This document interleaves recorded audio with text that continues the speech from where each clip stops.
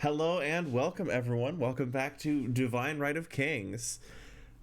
We've had chaos, we've had all manner of things, but here we are, ready to continue making strong choices on this fine evening. Now we get to have alcohol. Now Some we of us already have been already having had alcohol. alcohol. Yeah. Listen, I just got here. Bold of you to assume some of us haven't already. Yeah, but Yeah. narratively, you know? Some What do of you us, mean? some of us What? pre-gamed this I'm not. experience. Wait. Don't you point your fingers at me? Okay. What we doing? What are we doing? Let's see. Well, someone brought a noble of House of Sand to the Union Deniable Assets Black Ops team's no pressure drinking sesh. Yeah. Because we I all don't know why you we did all love that. a strong choices. She's here to enforce the lack of pressure. Oh, and also the how do I even describe Charlotte's social position in this environment? The Domestic refugee? there we go. Nailed it in one. Thank Oh you. my god. I think my favorite part about Lancer is if you ever describe anything that's happening in this game, people are like, oh, that's very normal of everyone in this situation. You're like, yeah, we get that a lot. I think there's a more official term for someone who's like a refugee but hasn't left their country, but domestic refugee works. I don't know what it is. Good golly. Also, they have money, so it couldn't be a term anywhere so crass as refugee. Oh, Who has I mean, money? Charlotte? Wait, Charlotte doesn't have money. Charlotte didn't have money. Oh, I thought we were talking about. Never mind. No, we haven't gotten to that stage with Pen yet. Just, give it a minute. Whoa! Whoa! I'm trying very hard to not be a refugee, thank you. Whoa! I mean, not that hard. I keep on getting up to shit, but I realized that as game master, I need to be very careful when I say wildly ominous things. Yeah, I was like, why are you? It's not. Why are it's you not like when we're threatening watching player a and Gundam show and friend? someone goes, "Can't wait for that to go horribly," and everyone's like, "Oh no, you can." If you're the game master, you're like, "Can't wait for everything to burn in flames." Everyone's like, "Oh god, what are you gonna do to me now?" No, it's fine. I'm normal and it's okay. Pen was built to withstand pain. He can take it. See, I'm normal and I treat my players normal way, so it's fine. I give the characters in my games like normal things to deal with. I am normal and can be trusted with players. Exactly. Speaking of which, the medieval refugee, the refugee from Regency era England farming, AKA one neighborhood over. on the right, one neighborhood over on the barren desert planet. You love to see it. Goodness gracious, where are we at? What are we looking for?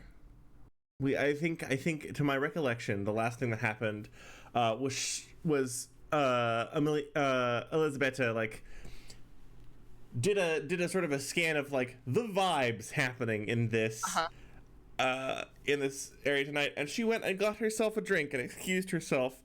And she's getting me one too. From the social environment. I think Penn was like, it's going great, right, guys? And everyone's like,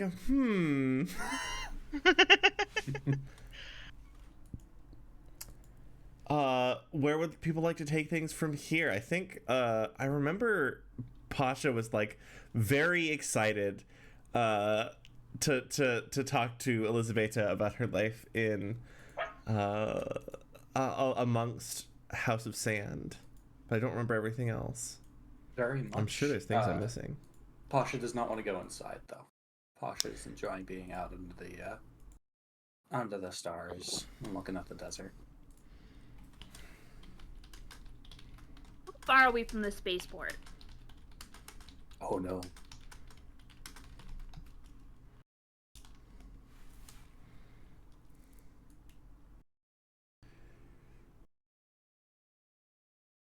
Wait, say that again? How far are we from the spaceport? Oh, we are like, we're like a good hearty walk away, right? Because this map is Big. the map is like brain is catching up. Thank you for your patience. The map is like a representational, right? So these buildings aren't one to one. So we're like a good ways away from the spaceport. We're a hearty jog. How Why far do is you a hearty ask? jog? We're like a mile and a half. It's Okay. a good walk. Safe distance, but a good place to watch ships.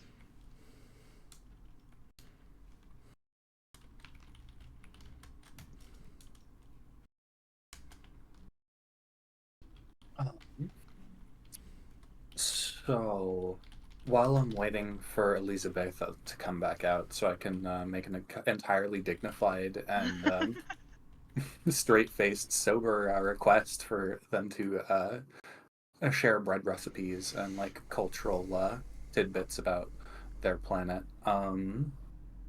We're gonna whip a bit of the cloth, the tarp off of Red Hen and expose the chest bulkhead and start to crack that open to get to the NHP casket. They Oh deserve my a drink. god. Can you describe to us when you say, like you whip the tarp off? Can we get a description of like or just like a glance of what's under that tarp? You know when you cut down like a sapling willow and the light tan branches aren't quite broken down all the way and they're like very thin and like jumbled and like laying over each other. That's Ooh. kind of what the limbs look like between that and like a dead spider with not perfectly, but like there's a little bit of energy of what's the word, hydraulics, hydraulic system that is like sort of tensed up a little bit in rigor mortis. The chest protrudes a lot, and you see that the tarp is sort of a cocooned wrapped cape that is kind of built a little bit into the back of the big robot.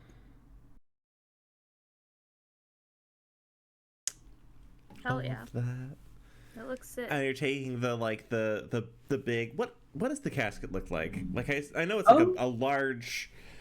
So it's about the size of like a normal person's thigh. It's This one's triangular. It has like flat edges. It's like it looks like a canopic jar almost, except a little bit more like utilitarian. It looks like it's made out of graphite. Uh, it has very few like external ports. Like bookkeeper just kind of like rummages around, just like is tearing off like a bunch of auxiliary connections and just like pulls it out, and it has a long cable attached directly to the top of the big triangle, and like it's just like pulls it out. It's kind of like laying on the bulkhead chest and like alongside bookkeeper. Like if the robot's the hill, then bookkeeper and the casket are like kind of laying on it side to side by side and like looking up at the stars. Aww. How recognized, like, would Penn recognize what this is? Oh, bookkeeper is like, Oh, go. Connor, we're gonna drink with the you're gonna drink with the NHP. Some bookkeeper thinks something is very funny about NHPs and drinking. Like they To be fair, they don't have a digestive tract.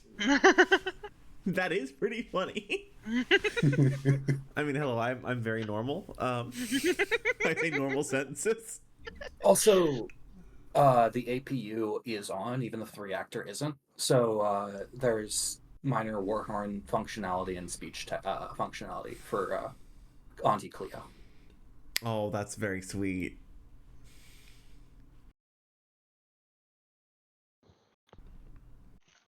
Yeah, Penn will come over and be like, "Oh, everyone's here, awesome," and come hang out.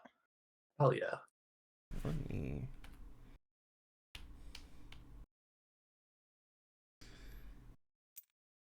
Yeah, bookkeeper is going to like scramble into the cockpit, halfway fall into it because pointing straight up, and like hit the war horn a little bit.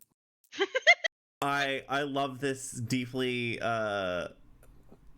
hit holding down the horn in the parking lot to express strong emotion moment. It's beautiful. Yeah, there's this sort of blare. It sort of echoes off some of the surrounding buildings and off into the dunes. It's also very upsetting. It sounds like a Carnix. Oh yeah, like sound of death. Everybody, come here, come here. We're gonna drink to our latest mission. I love you guys. You did so good. Oh, I I don't know. Did Pasha Pasha's Pasha very excited. pregame? Pasha absolutely fucking Yes. gamed. Pasha knows how he likes to drink, and that's just be tipsy the entire time. And like, because he wants to have fun. He wants everybody to know how much he loves them, and like, Oh, sweet boy.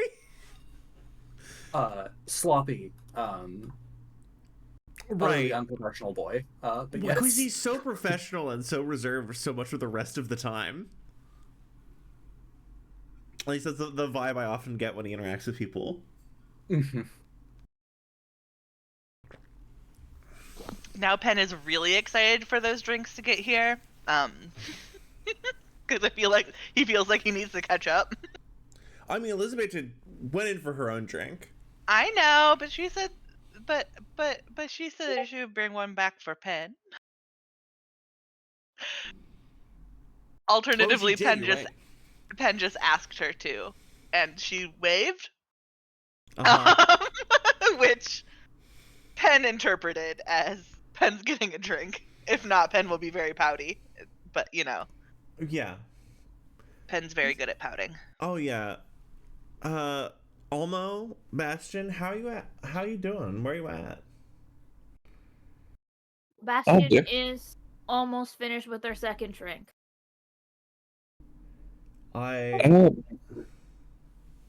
Sorry. No, please.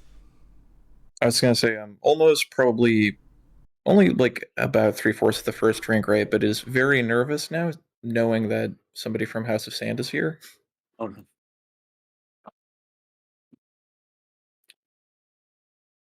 Yeah. It's so weird vibe.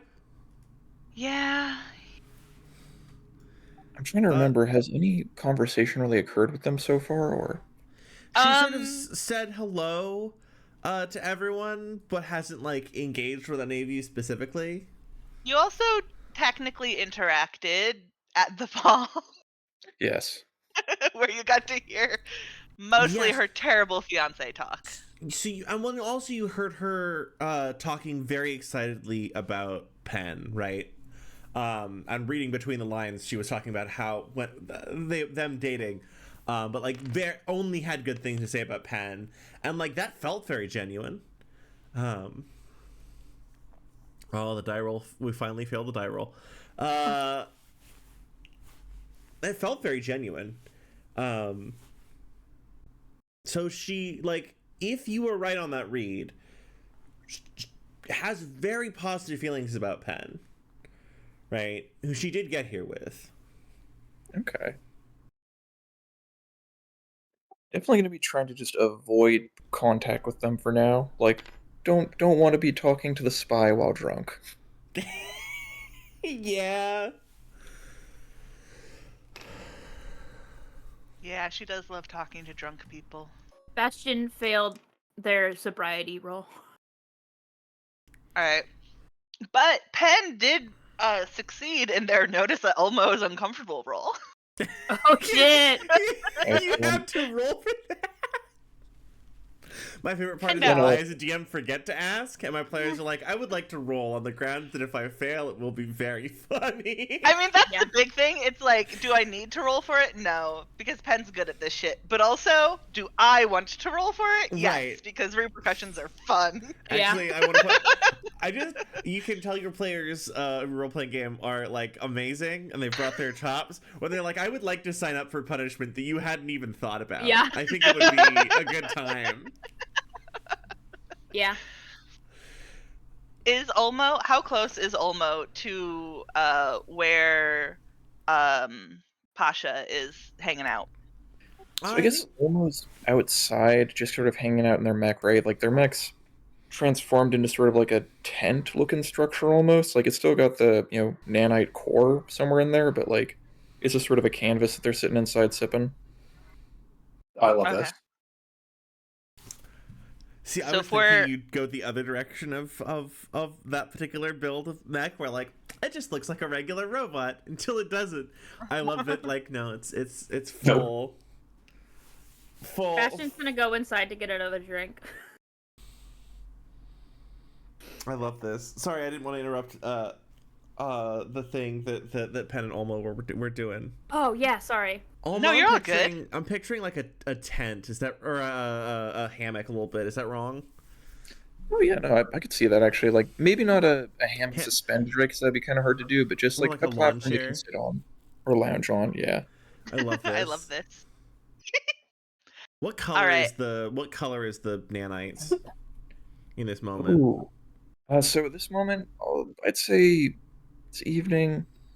It's like a gray, dull gray. Okay.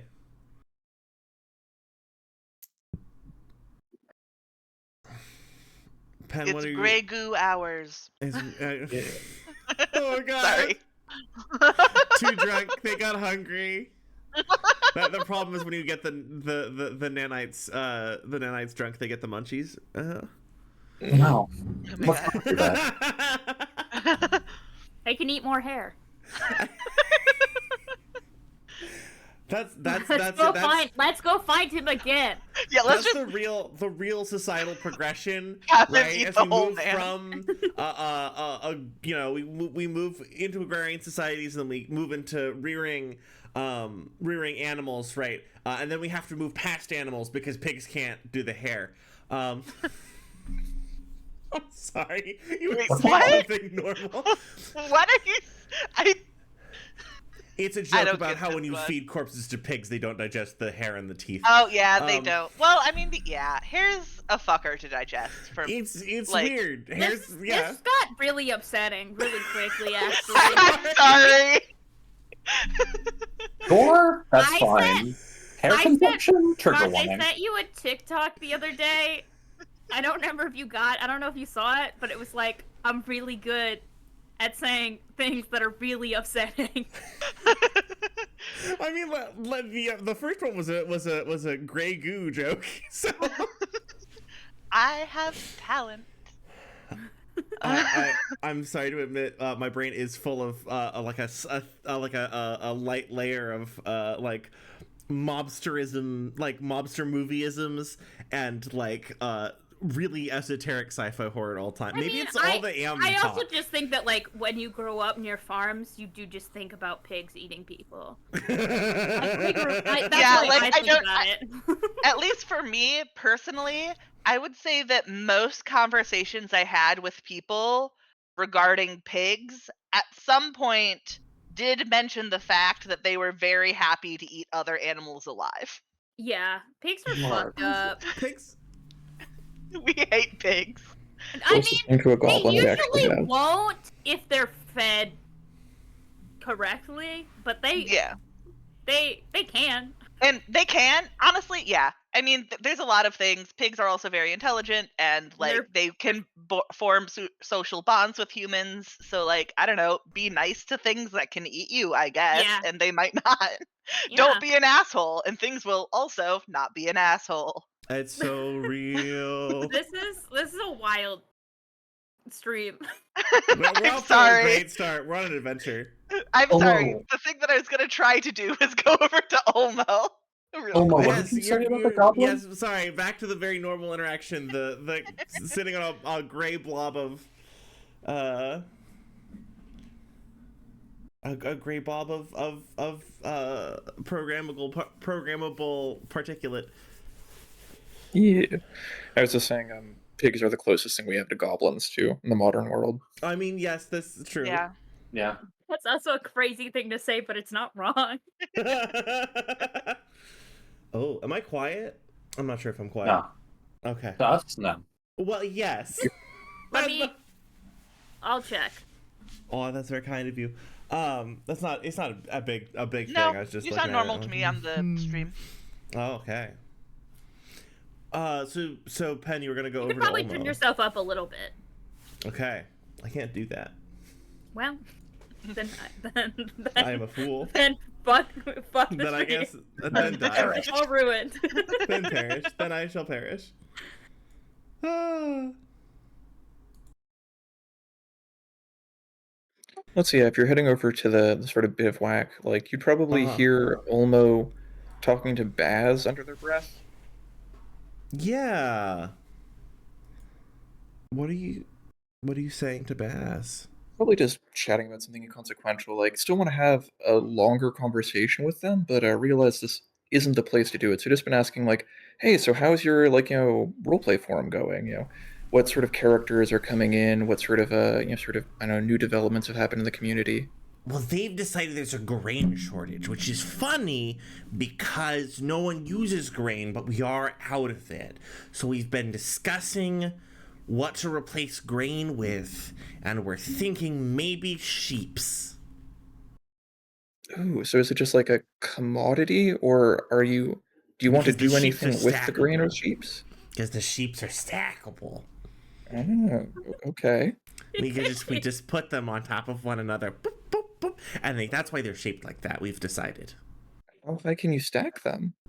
Well, it's like lawn chairs. I mean, there's a finite point to where you can stack lawn chairs. See, you'd think that, but if you get enough stacks of lawn chairs around the one stack, right? If you get enough stacks of sheeps around the one stack of sheeps, then it'll hold up the sheep stack.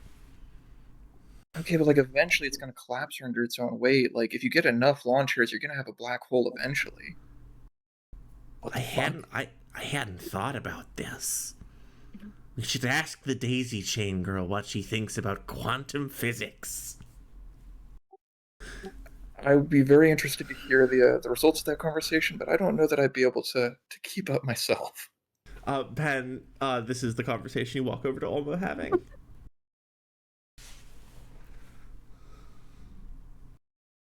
Amazing. I love it. Um, Ben's like, quantum physics. Yeah, that's a topic. Yep, sure. Olmo. Hi. I just wanted to excuse me. Dry mouth. I just wanted to touch base with you. I apologize if bringing Liza made you uncomfortable, but also I think that she's I mean, okay. So House of Sand is known for being two-faced fucks, and I'm not going to say that she's not because she's very good at her job, but also I can confidently say that she's also good in the way that people are. And obviously I'm not going to make you trust her or anything because that's not how emotions work, but I just wanted to say that I am more than happy to vouch for her, and also I think that she might have resources that someday you might find useful. That's all. Thank you. I do appreciate that. I realize she might be a decent person. It's just difficult because given her position, she has certain responsibilities and obligations which I don't know how she feels about them or would respond to a That's very fair. I request. can confidently say, without going into details, but I can confidently say that she is frequently at odds with uh, her family. If that makes you feel better. If not, I don't know. I mean, it certainly helps. Anybody who finds themselves at odds with House of Sand is at least marginally better. Yeah, I mean, it's hard not to be sometimes, but it's hard to be as well. So I can only imagine. Yes, if there is any, I guess, anything I can do to help facilitate getting resources or, I don't know, moving things in the right direction there, I'd be happy to. Mainly, given some of my history, it might not be the best for me to be frequently interacting with them. That's all. I'm just trying to keep distance there, just in case. understood. Do you Thank mind you. if we cut to the inside of the bar? Oh no. Bastion, you come in. Bastion, where are you at when you come in? What do you mean? Like, you're headed back into the bar. Are you looking for another drink? Are you? Yeah. Yeah. Bartender is right. The bar's called No Second Glance. Bartender's gonna pour you something. They're probably gonna pour you something a little bit lighter. Like, what do you ask for? Are you looking for spirits? Are you looking for The like same a thing that they ordered beer? before, which is like a rum and coke. Yeah, the bartender's gonna pour you another rum and coke. It's No Second Glance. That first glance from the bartender is gonna be a little bit longer. But they're a good bartender. They don't want to over pour someone too bad. And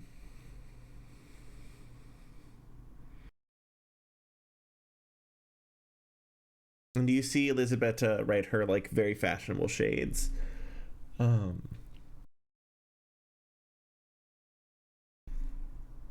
Sort of shifts down the bar a few seats to where you're waiting for to a seat next to where you're waiting for your drink. And sort of like perches, not because like some people like when they sit right, they perch right. It's a very smooth, practiced motion. Not sure if it's like it's a conscious choice because it's just like she moves with this very, very organized, very stately grace, right? Sort of perches up on the bar stool. She goes, "Hey kid, you doing all right?" Yeah, I'm fine. You got a lot of people that care about you, kid. I want you to take care of yourself, all right? I appreciate that, but I don't know you from Adam, so maybe mind your own.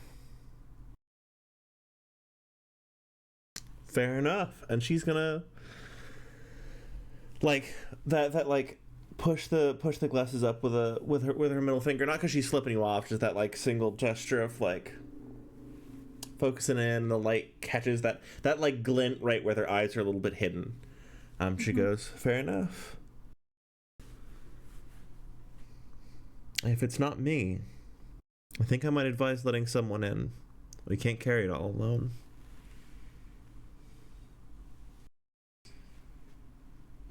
And she's gonna turn back to her drink and leave you politely to yourself.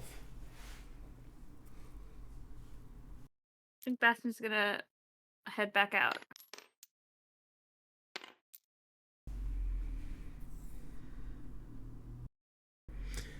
Pen, what is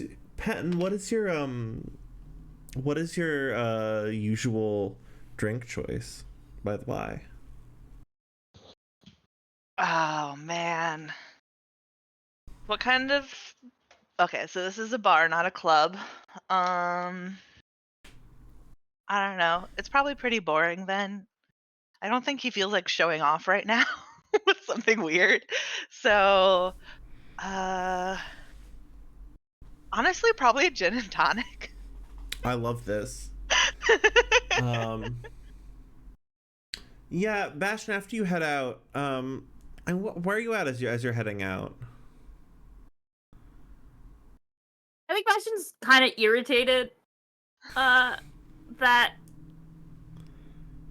I don't think Bastion likes the fact that she was talking to him. Like, she's a spy. Like, whatever. She knows everything. But Bastion doesn't like the fact that she was talking to him like she knew him. Yeah. I think that pissed him off. I Fuck love Fancy this. Pants Mitch McGee over there. Fuck you. Like, Hey, you doing okay? You don't know Fuck me? you. you don't know me. You don't know what I've been through. Leave me alone. I think some professions, I think spy included, can often include like people saying things that are like a little too personal because they've skipped the layer where like they need to figure it out, and they're just like, I've seen the micro expression on your face. I understand where you're coming from as a person. Don't It's don't act like you uncomfortable. fucking know me. Hey, it's uncomfortable behavior for sure. But I think that Bastion sort of like stumbles, not like super stumbles, but like unsteadily goes into almost tent and sits down because it looks nice in there. It's a little tent in the shade. Mm-hmm. Wait, where's Charlotte? She's been awkwardly trying to. She's been like slowly glancing, like sort of standing by the corner over here, glancing into the bar. Not sure, but very hesitant about going in. Oh no. Everyone's so scattered. Penn doesn't like this. Yeah.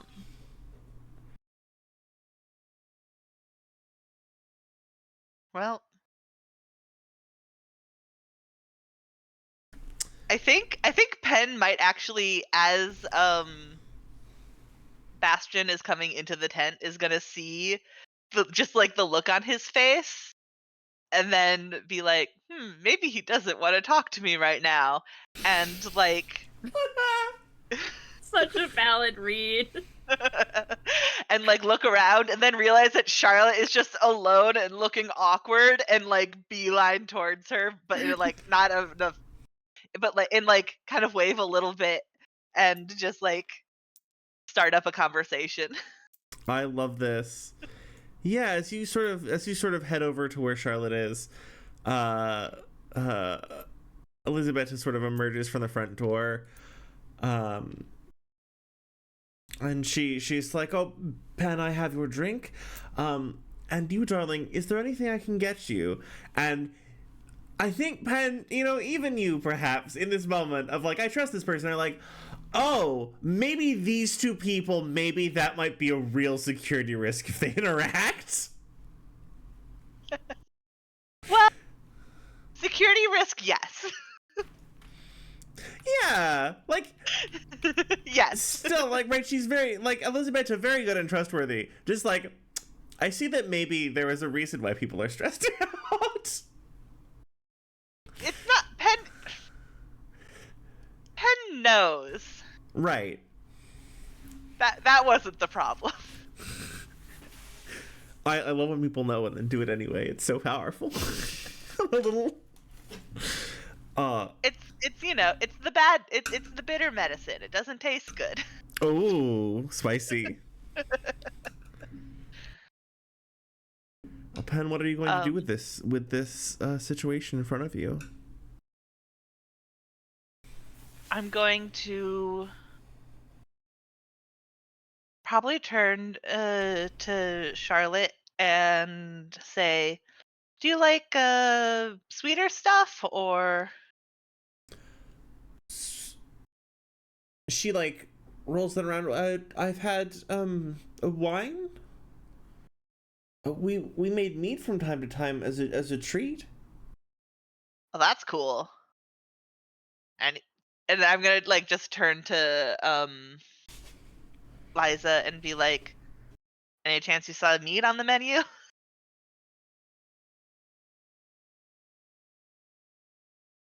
If Bookkeeper hears anything about this, he's gonna interrupt and be like, "Fucking love me." Fuck yeah. I am picturing just like his fist like emerging from the cockpit, like, yeah. Something like that. Like, he's still on the side of the mech. Okay. Elizabeth, like, does sort of a scan of the space outside this bar, right? Of the sort of the energy and the vibe in the air tonight, and the sort of like there's a little bit of ambient discomfort. She goes, can't see "Certainly." me because I'm in the tent. Don't look at me. She goes, "Certainly. I'll tell you what." And she pops back in, like leans back in, grabs a drink menu, and she goes, "My dear, I think you have a good many options to explore at your leisure." And she places a hand on Pen's shoulder and she goes, "I think perhaps, while I am very grateful you invited me, it may be kinder for our introductions to come at another time with your friends." I think Pen is gonna slump very dramatically and say, "I can't believe you're abandoning me here."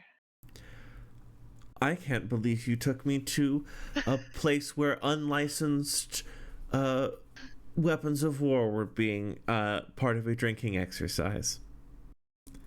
She's I'm not not going to look disappointed in very you. shocked She's and be not like- mad at you, but she's like, hey, why did you take? Because because right, she made eye contact with the Blackbeard. Yeah. And she Yeah, was she like, did. "I understand what this is now. Why am I here?" This And I is mean, why like, Bastion you didn't can't? bring their mech. She goes, I'll see you another time.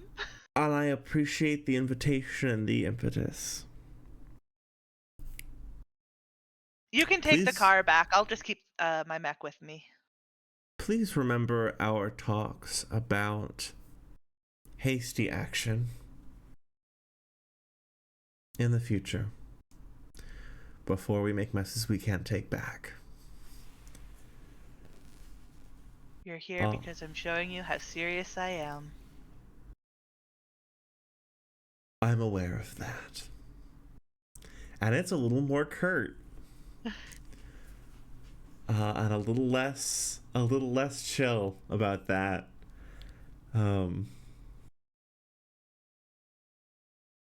I've never thought anything less about your seriousness. I just hope that there are tactics that don't involve getting vulnerable people hurt. Me too. We're adults and we can only make our own decisions. And she's gonna take the car. And she's gonna walk past you and get in the car and roll. The Duskwing gets out as she's getting in. Oh yeah. Is there any chance of me being able to interrupt and or intercept her? Because at any point in this conversation. Yeah, please. no. Yeah. Bookkeeper's just gonna stumble in and just like no concept of this being a private conversation, just butt in between you. Just Oh yeah. Good. Help me, please. You're the only two who can help. I don't know all this rich stuff. I came from somewhere, and sometimes the nobles will just choose somebody as a wife. And like, I was so young. I was like 14. I didn't know how fucked up that was because like I knew it was fucked up. Because like, what if somebody just decided I was their wife? How would I feel, huh? And I haven't really thought about it. What happens if somebody else decides? Elizabeth is going somebody to very gently brush her fingertips across your cheek. Like, very tenderly, very directly, but one of those, like, brain short circuit physical touch, like, actions. She goes, You're very confused. I'm sure that your friends will help take good care of you. And then gives you like a gentle, polite tap on the shoulder, and she goes, "I'm sure you'd make a fine wife," and strides past you. I'm gonna buffer for about 2 to 5 seconds and be like, "Fucking right."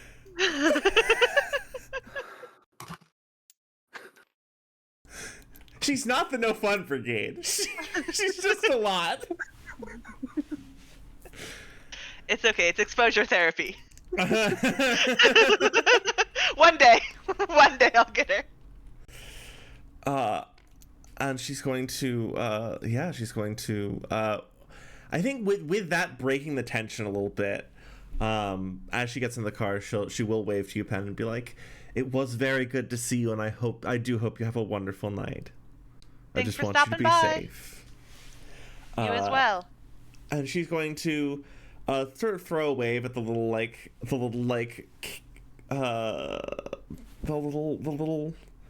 my brain lost the word tent. There we go. She's gonna throw a wave with the little tent.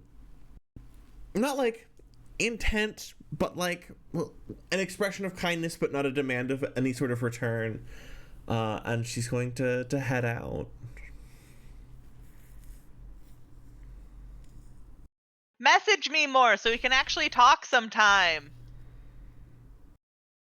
I yell at her as she's leaving. As she's driving away, yep. Olmo and Bastion, you do hear her speed away. Do either of you have words for each other, like now here in this Bastion sort of is sitting quiet in the moment corner only of the two tent, you? starting to fall asleep.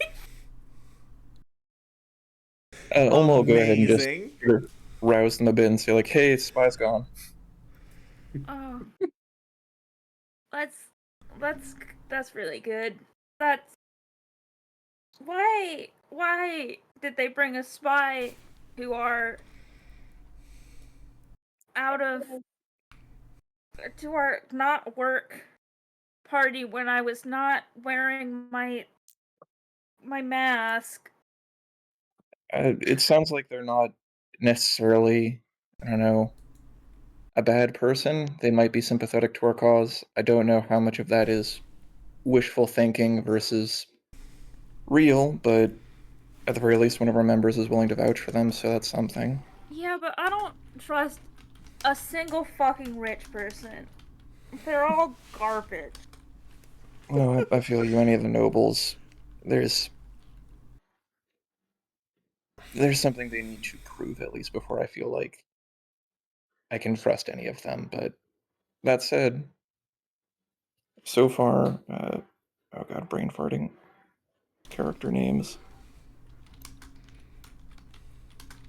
Mars, character name again. Sorry. Elizabeta? Elizabeta, thank you. Elizabeta, has been with us through actions which would have them thrown out of high society pretty quickly, so at the very least, I feel like we can trust them. Oh, Pen, thank you, Pen. Yeah. Oh, sorry. You were thinking of my name, not Yeah. Liza's. Sorry. I have a little reference open just so I can go ahead and look at that real quick every time, but I don't have it here. That's so real. I'm so glad I'm sorry. not the only one who has like a name reference card. Mm-hmm. I apologize for the mega fantasy size cast that we keep expanding towards. But it's a city. There's a lot of people in it. I mean, like, sure, but there's still SSC, and their people still built the fucking domes. Yeah, but people can change. We have to remember that. And just recognizing, right, that regardless of whether or not we're comfortable with it, they can still contribute. We need to keep that in mind, if nothing else. Yeah, I guess. Uh... I know navigating all this isn't particularly enjoyable, but eventually we'll be able to go on the next mission, and there'll be shit to smash. Yeah, but now I gotta worry about a guy who's out there and he wants me dead, you know? Like, me personally. He's like a full adult man. He's a full grown man. I mean, if you're going to be in this line of work, he's not going to be the first or the last. Or I should say, he might be the first, but he won't be the last. Yeah. Yeah, This I guess. is something you got to get used to.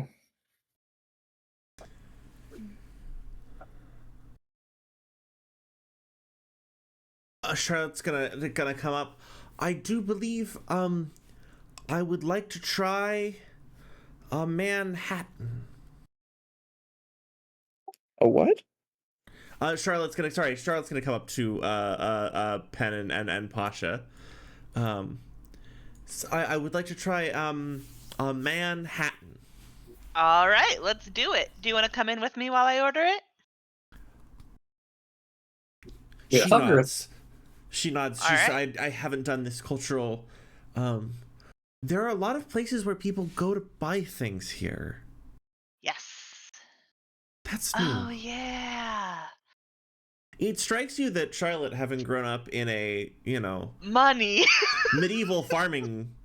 Yeah. Charlotte, the number of people, like the scales of not having interacted with money, right? Yeah. Like, Pasha Brown has interacted with a world where we didn't interact with money because, like,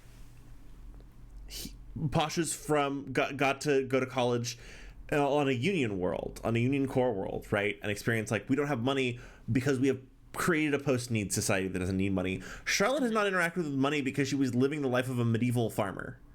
Yeah. And, like, there wasn't large-scale trade in their economy because, and I don't know how to say this, their economy, their entire world was like 80 miles across. Yeah. So she's had such a different experience of, like, Super feudal. yeah. I mean, I think super feudal might be the right word Yeah, for like that. It's actually like, super feudal. Like as opposed to neo feudal, this is super feudal.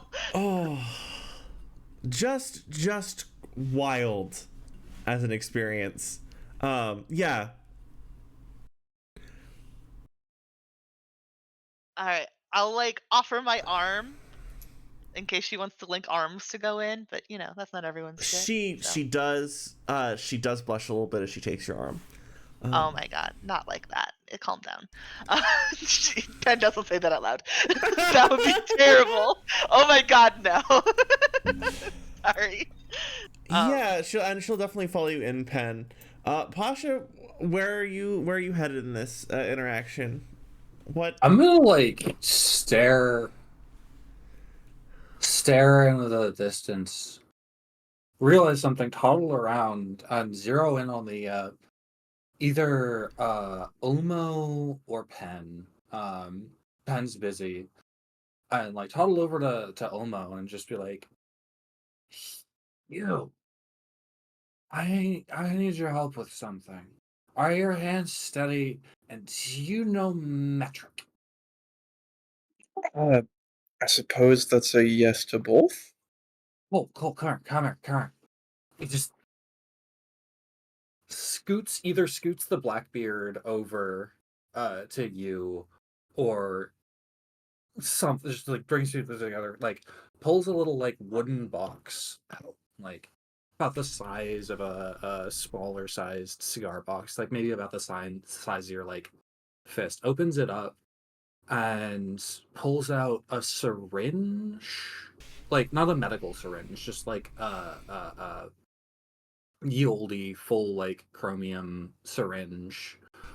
It's a culinary tool actually, and a little fine baggie of black iron powder. And it's just like, I need exactly 121 units to 1 of this, and then he pulls out the wine bottle to this. I don't think my hands are steady enough to do that right now. What is the powder? I don't think Olmo would recognize iron powder necessarily right off the bat. Like, what is this? Are you trying to lace the bottle? He just giggles to himself. It's bog iron. Why are you trying to lace the wine with bog iron? Oh, you see, back on my home world during what my mother would call the good old days, they tripped into a bog, and those ballistas, there was a big fucking hole in the cockpit, right? And turns out, if you lace an NHP casket just right with iron filings, it fucks an NHP right the hell up. And they made a tradition out of that shit. So now I gotta do this. Just like giggled and like because you fucking imagine an NHP getting drunk. Baz probably hears this. Hey, Olmo. Yeah. Hey, Olmo. You're pretty sure. You're pretty sure Pasha just mentioned a ballista. Like the medieval bow and arrow siege weapon. Wait, I might have misheard there. What was the context of ballista? Ballista through the cockpit. It punched a hole through the cockpit. Yeah. What? So unless Okay. you misheard Pasha, there was a Blackbeard fighting medieval siege weaponry Yeah. at some point in the good old days. Yeah, we'll table that for now, I guess. I can help out with the iron powder. You said that is there a hammock in? There's sort of like stuff that you can lay on, right? And like if you push yourself, like the tent is kind of malleable, right? So like you could form a bench or something from it if you want. Bastion's gonna get into the little hammock space and just start falling asleep. Because they're tired and also kind of baby. I guess like while preparing the iron, right? Almost so what's the story with that cockpit shattering? How'd you find yourself facing down some medieval siege weaponry? It wasn't me, it was my mother. Old story. They once a year during the feast, when all the soldiers gathered in the longhouse, and everybody got fucked up in honor of living another year. Giglio got to get fucked up too. And they would tell the story about how those hill-living bastards managed to lay on so many catapults and so many fucking ballistas. They punched through a fucking cockpit. Just, not a big hole. But they made a fucking hole. It ruined the fucking waterproofing. I was just tripped right the fuck in and flooded the compartment a little bit, and it got into the NHB casket. Fucking 1 in a million chances, but it happened, and now here we are. And it doesn't have any lasting effect on them, like. I don't fucking know about that. Okay. She likes it. You said the casket still has like an audio transmitter, right? Oh, it's built into the Blackbeard. It's awful, but yeah, no. Okay, Like, wonderful. She can talk. Well, she's just gonna start. You just hear the voice of this like grizzled old grandmother just like start laughing.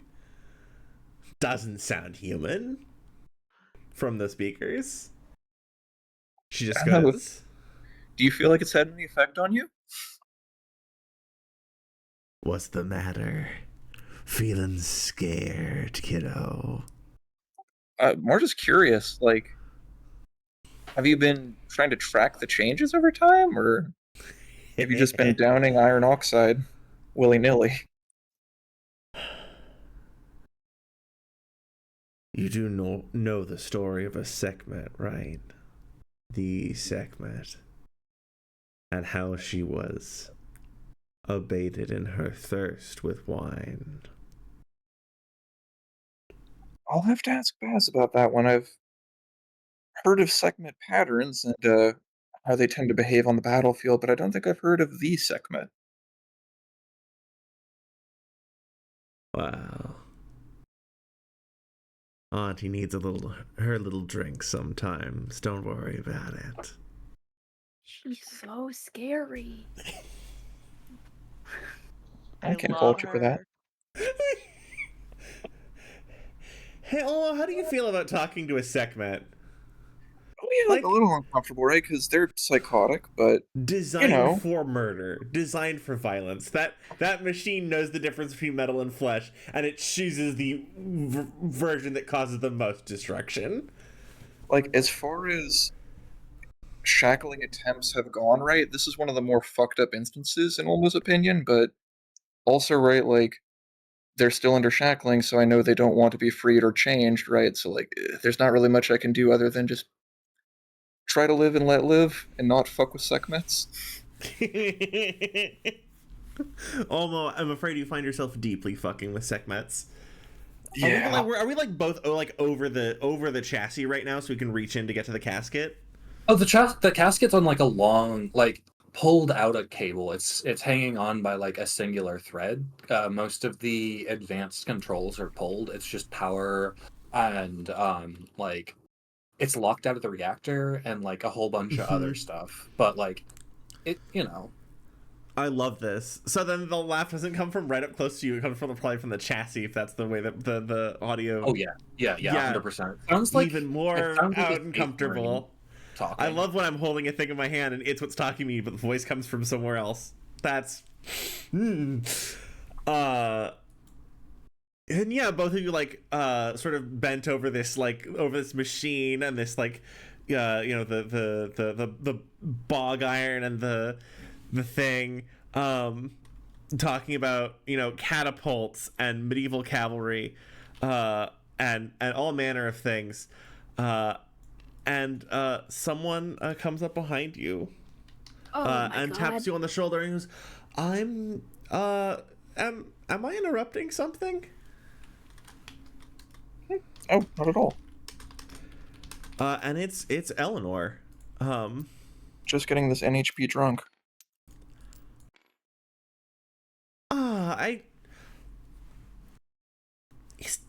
She sort of glances. Almo, I don't actually. Oh no, you have interactions with Eleanor because you have chewed her out. Oh no. Remember episode 1 when you chewed her out, and asked her why she was in a fight that was gonna potentially endanger lives.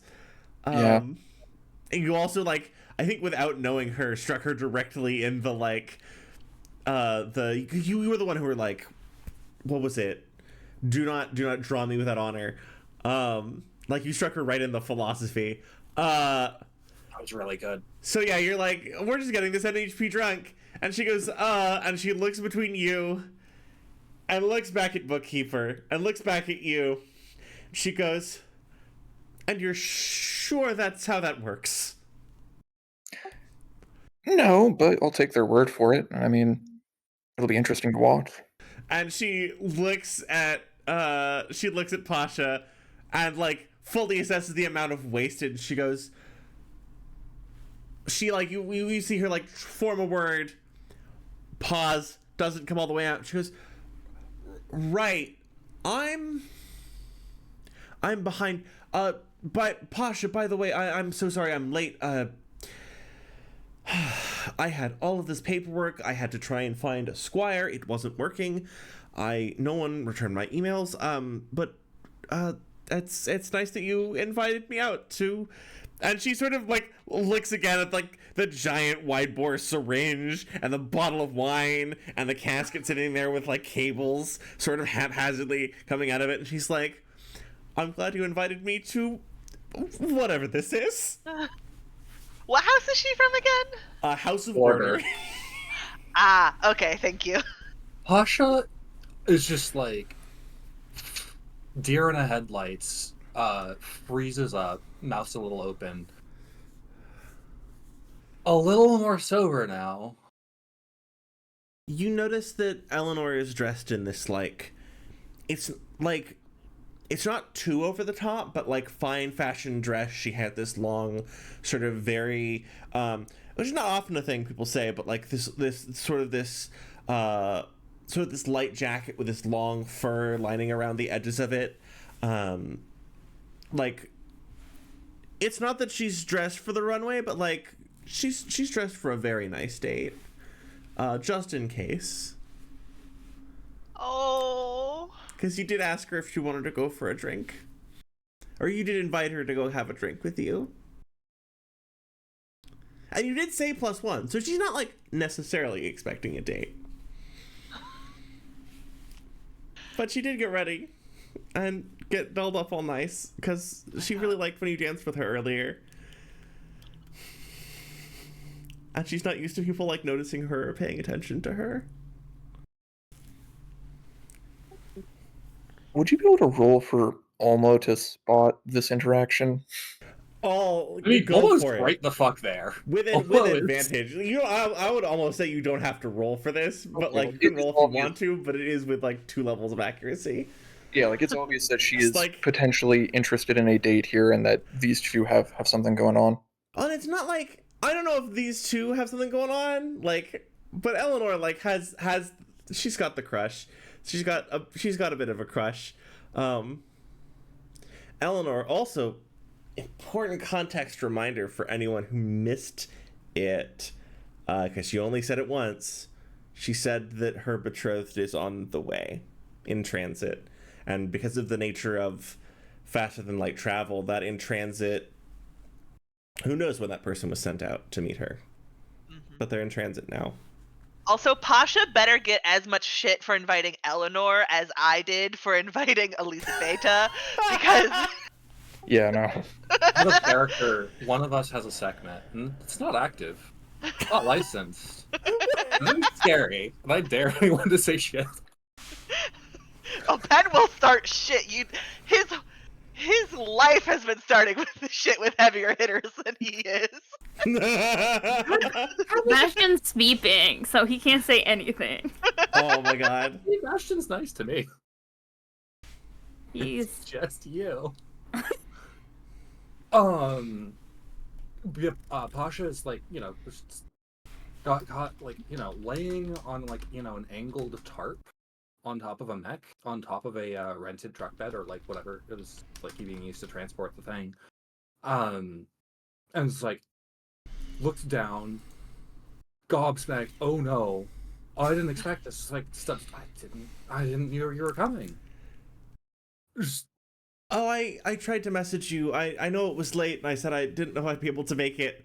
And remember when you like silenced your calls earlier because Red Hand, your segment, was like calling you every like 30 seconds? yeah.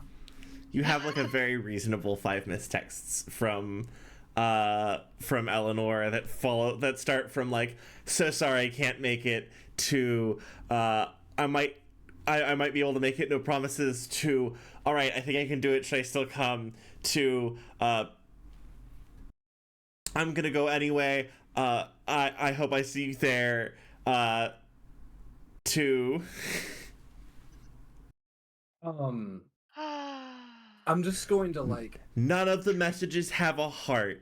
They do all have like a little thumbs up, where she's like, when you include an emoji in a message when you feel anxious, but you're trying to make it seem low stress. Mm-hmm. Incredible. Pasha's just gonna like do the mental math about what's on the menu here, and just roll over and like whisper to the giant fucking casket, just like, do you mind sharing the red? I don't think there's anything else nice here. Remember, the only way she can talk back is Warhorn, and like battle speak. No, yeah, it is. That's so yeah. Like you might, and it's just like Warhorn blast. From the segment, I want to cut from the Warhorn blast from the Blackbeard Lions back. Penn and Charlotte, Team Penn and Charlotte, Team try a Manhattan, a Manhattan. Penn, I assume you just like walked to the bar and you're like, can we get a Manhattan? Yeah, I think that with my drink in hand, I like slam it real quick so I can have an excuse to get myself another drink as well. Whoa. I love how someone got really drunk really fast and Alex. Penn is like, I've taken this as a challenge. I mean, also, I don't know how to say that I suspect Penn has much higher alcohol tolerance. yeah. It For- would be an for my- optimized trait for people to program in. Yeah, so I mean, it's one of those things where it's like, genetically speaking, he ain't getting drunk quickly. Also, he drinks. I don't want to say he drinks a lot, but he regularly goes out drinking. Which is something that I have noted that Bastion does not do. Yeah. Yeah. So natural tolerance plus built up tolerance equals super tolerance. So slamming just what is Lord. it? Top 2 shots in this gin and tonic. Yeah, Right. it's fine. Well, but I mean, because of what you were optimized for, I bet you have the social training to present drunk. Oh yeah, of course. Which I know how to act. that's a little bit uncomfortable. Yeah, but Penn hasn't realized that yet. The bartender here at No Second Glance, right, doesn't say much, but does you like slam your drink, and they give you a nod. No broken eye contact. Oh, I think it was specifically when he was still outside that he did it. Sorry. Okay, yeah, slam. Because slam Penn drink. doesn't. Charlotte wanna look looks like a that. little bit gobsmacked by the way you just slammed a drink, because like alcohol in this context, right? Because she's had like a couple sips at a festival, because it was a special event thing that we did, right? She looks a little gobsmacked by the way you just treated a whole glass of alcohol. Oh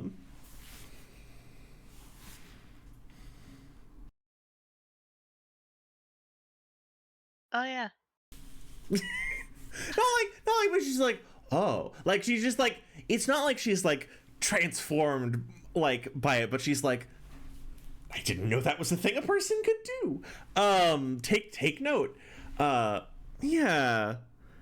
Bartender's gonna see you come in. He's gonna nod without especially looking at you.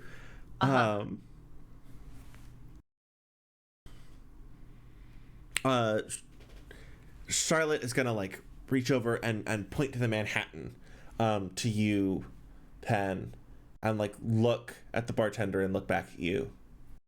Yeah, I'm like, could we please have a gin and tonic and a Manhattan? Charlotte audibly, she's gonna go, oh, you can just ask?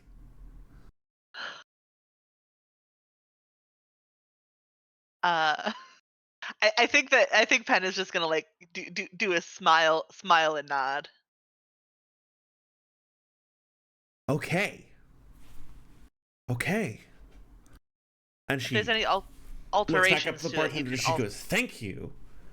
And the bartender, not looking up, no second glance, just like smiles a little bit to himself as he like makes a Manhattan with the well alcohols. And Penny were ordering a gin and tonic, yeah? Yeah. This is your second gin and tonic in as many minutes because Elisabetta did bring you one. Yeah. I love this. Yeah. Take and drink. Do you have a tab open? Or are you paying immediately? I'll open a tab.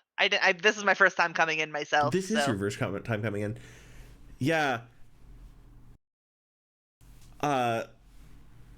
She's like, when Charlotte receives her drink with a fancy glass, she's gonna be like really excited about it. She's gonna nod to both of you, and then like she's like just like carrying it very carefully, because like if you've never seen a cocktail glass before, it's a very surprising experience. They're very fancy. They're cool, and like taking just like little, smelling it and taking very like careful sort of experimental sips of it. She's gonna wander back outside. Does she seem happy with the sips that she's taken? Yes. Okay, cool. She makes a squinch face because it's you take your first sip of alcohol, especially of a new kind, and your body's often like, that is poison. But also like it's interesting. Sort of, I think you're gonna let's snap back over here, or as the two of you come out, Charlotte holding the glass very carefully, the war horn goes off and like doesn't spill her drink. She was being very careful with it, and also like, ooh. She everyone else react how you want. Other people who hear a war horn might feel a little scared because that is the sound that death makes, but Charlotte like, ooh. No cultural context. No, Just that's not what it vibes. is. Pen, you get this moment of like, no, without cultural context, that would still be a fear response, because that is the sound that death makes. But she's like intrigued. She's like special interest, like, ooh, Yeah. Okay. interesting. Pen, you're like not sure how much she like fully processes that there is like lethal danger involved in that. Not because she's not clever and very aware, just like, I'm not sure that she like knows that people mech fight to the death, because she's only watched people spar, right? Right. But also like, Charlotte's having a great night. Everyone's being very I'm nice so to glad. her. They're helping show her new and interesting things. Like, she's had a wonderful day. Yay. Eleanor sweet Eleanor, anxiety disorder Eleanor, wonderful person, but she is now in her fancy dress and her like fancy coat, like fully toppled onto the pavement of this parking lot, because it did scare her so bad that it knocked her off of her feet, because she has a normal person's response to hearing a war horn go off. Bastion, you are at least somewhat awake. Bastion stumbles out of the tent like full panic. What the fuck was that? Blackbeard is like laughing so loud. There's laughter coming from the Blackbeard. I'm just gonna like go ahead and throw the tarp over her and like roll off to try and help Eleanor up. Unsteady. Maybe make me roll like agility to not fall on my face, but like. Oh yeah. She's going back under the tarp. Put the birdie back. Put the chicken back under the blanket. No, like not even gonna talk to her about that shit. Like, are you okay? Good lord, I'm so sorry about that. It's quite all right. I know things can get a little bit rambunctious, and she's gonna dust herself off. You notice that like for Pasha, I will make you roll, but sometimes I just want to give you things for free, because that's even worse. Pasha, you notice that like there is a scuff in her dress, that like the dress will need to be replaced. Fuck. But like, she doesn't seem especially concerned with it. She's very honored that you would like reach down a hand and help her up. Now, is the dress worth one month of Pasha's rent, or? Several. I mean, I don't think it's worth months of in a Pasha's one-room. rent, but I think it might be worth a couple months of Bastion's parents' house's rent. Wait, they rent? I thought it was their house. Oh, they It don't. is I'm their sorry. house. It is their house. My bad. Mortgage, maybe. Yeah. Well, if it's a family it's been house. in the house. It's been in the family for a long time. Yeah, like generations. What the It's the definitely a renting couple. price I'll would give you be. this. It's definitely a couple months of almost, almost, like, what jury Hole in the wall. rig safe house apartments rent. Yeah. Christ. Yeah. I'm just gonna yeah, I'm gonna just like head back and jump into the cockpit real quick, shut the mech off, grab the good alcohol from under the seat, like not the special alcohol, just the decent stuff, and just like, oh my god, I'm so sorry about that.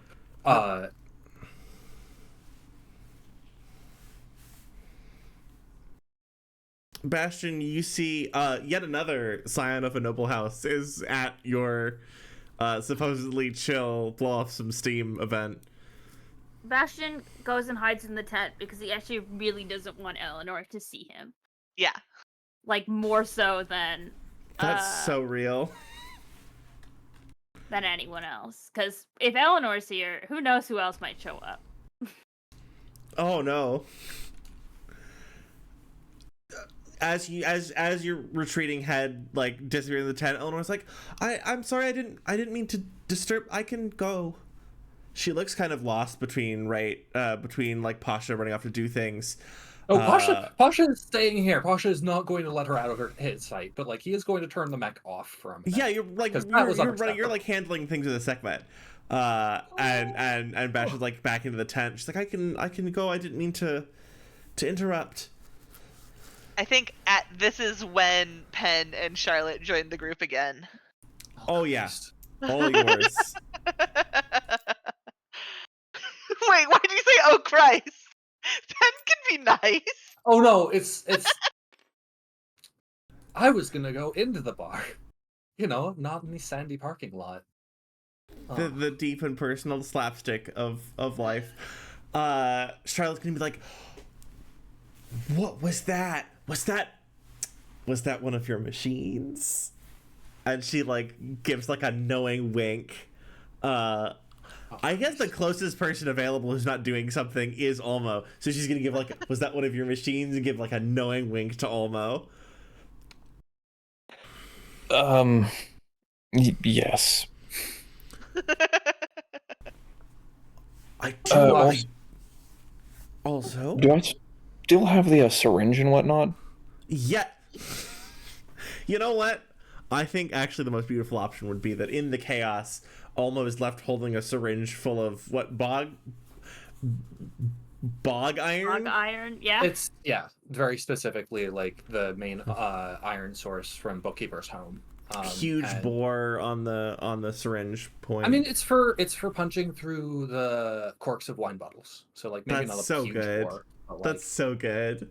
It's specifically for this, and like there's a little like bit of suspension fluid, and like whole setup, some measuring spoons. Okay, this Have I seems mentioned pretty your complicated. NHP is very freaky?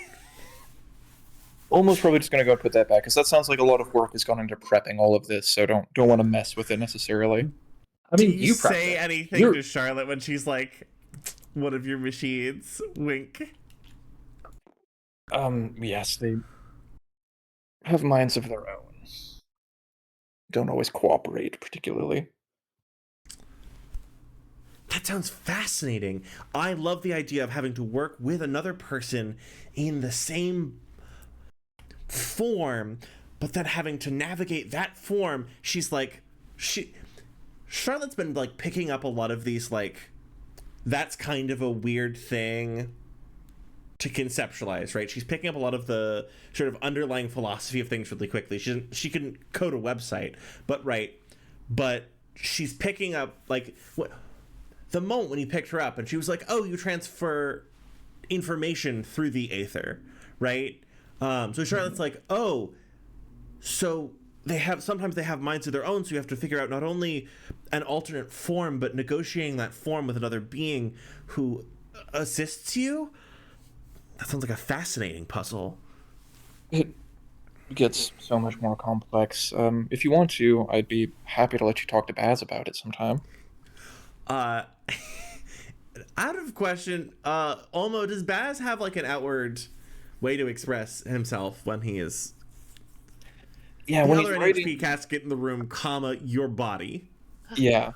I would say they've got like comms, so if anybody has an earpiece, they could broadcast to that. But beyond that, like they could go and let me know they want to say something, right? But they wouldn't be able to override like Olmo's mouth to say it necessarily. That's one. Well, then everyone on the sort of the team, the strike team chat, right, does hear Baz just go like, I'm complicated. I don't know about you losers, but I'm complicated. We all love Baz. Our complicated little boy. Our complicated little boy. Mood. We have the terrifying old woman and the complicated little boy. And Eleanor's gonna turn to Charlotte and goes, "Oh, are you a squire as well?" Anyone is welcome to step in at any point in this coming interaction. I, the player, am doing some calculations. Bookkeeper is just gonna go. I'm so sorry. Just mutter what you think sounds like Titan or something like that, or like my Titan or whatever, and like clear his throat. I'm sorry, Lady Eleanor. Please give me a second. It's so good to see you. I'm going to be right back, and just like dash into the bar to get a cup of coffee and like splash cold water on his face. I love this. Like, sometimes you have this moment when you realize that actually you are drunker than you wanted to be, and it needs to go away now. The truest experience of filling your body with poison. Actually, I need my body to be less filled with poison. Stat. Yeah, oh, and she, like, gives you a polite wave, and she says, well... And Charlotte says, well, and she does that little anime, like, the pointer fingers together gesture. And she goes... I think... Oh. Well, I mean, I'd like to be. I think they're really fascinating. Yes. Pen, do you have a thing to say? No, because Bastion's gonna get mad at me again.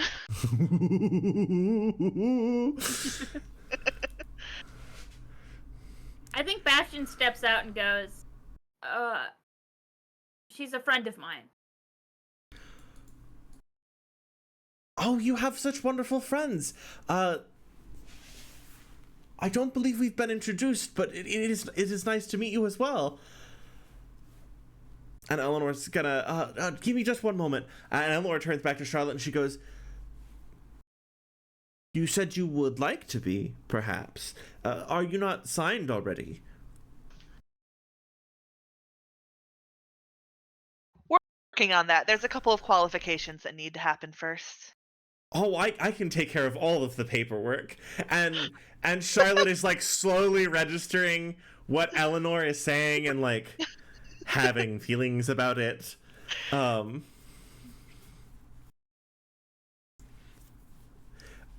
Honestly, that would be yeah, that would be amazing.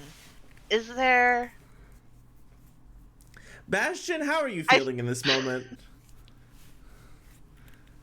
It's like what you didn't receive a dismissal, but it was a social acknowledgement so short that like it might feel like a dismissal anyway.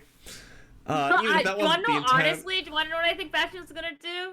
I think Bastion's just gonna start walking towards the spaceport. Just fucking leave. Fuck Bastion this. is done with this party. This party sucks. He hates it here. Bastion, I'm gonna give you a moment as you're heading that way. I will just give you for free sort of the writing on the wall, right? Is that Eleanor said that she was looking for a squire, and that's what she'd been trying to do all day. Mm-hmm. And that she might be inviting Charlotte to a position where Charlotte would be like working under her and sort of in close contact with a lot of very well-to-do nobility a lot. Yeah. Which could be good and also could be like very risky for Charlotte. Yeah. And for the sort of cover of this operation. Yeah. But I mean, it's up. Bastion doesn't want to take away the option of choice from Charlotte because he feels like that's all that's ever been done for her. But when I present the choice, you get mad at me.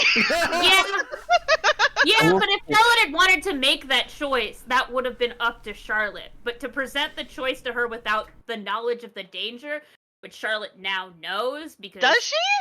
I don't know that We she haven't does. gone over it yet. What did I walk back into? Okay. I mean, actually, I think this is perfect because if you've stepped away, then that means you get to emerge from the bar for this. This is not an in character conversation. Penn would never say any of this in front of Eleanor. No, Penn we're is having fully- this debate out of character a little bit because Penn is fully prepared to just say, yeah, that sounds great, and then ghost Eleanor unless Charlotte does some intensive training, learns how to be at least a semi-decent actor, spy person, and then agrees with full knowledge and consent. Okay, what the fuck are we talking about? Olmo's just looking stressed as hell, trying to figure out how do we get them apart without it being obvious that we're getting them apart.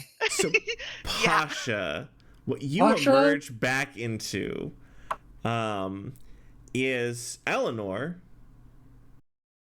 scion of House of Order, misunderstanding some of the cues from Charlotte, and presuming that she is a sort of an aspiring squire, aspiring cuirassier squire, right? Because the people who pilot mechs have often support crew, and it registered because you've had all the data. So I'm just gonna fill you in, right?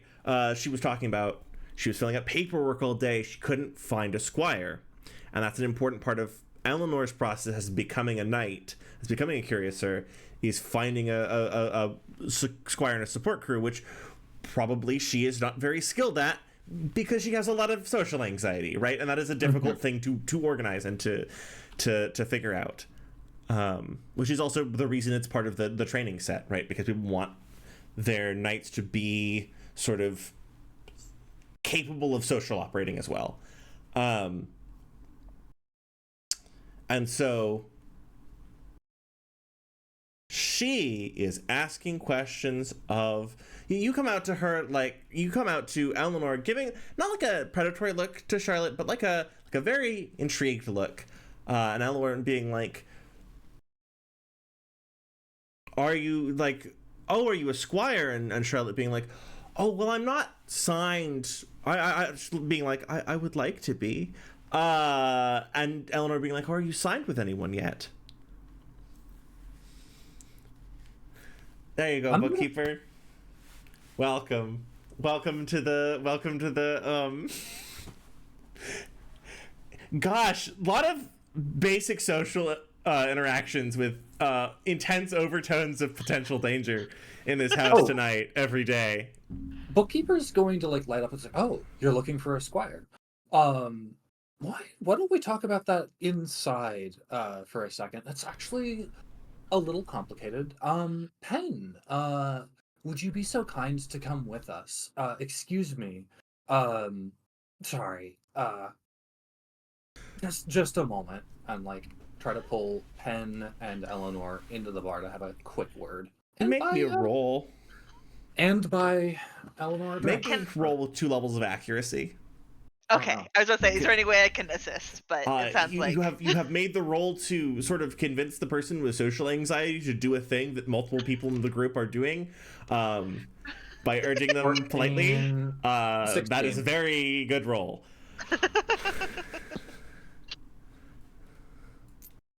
Yeah, on a 16, yeah, all yours. Thank you, Lancer, and it's all difficulties are a 10 because it means that actually the results of rolls are very easy to read. I'm sorry. See if I can purge everyone on this roof. I would have considered you one of the adults. However, this is not your area of expertise. No, definitely, and being able to handle our friend outside definitely makes a little more sense. I feel like keep them occupied. Cool. Awesome. Is that in character? Yeah, no, actually, like using a knife.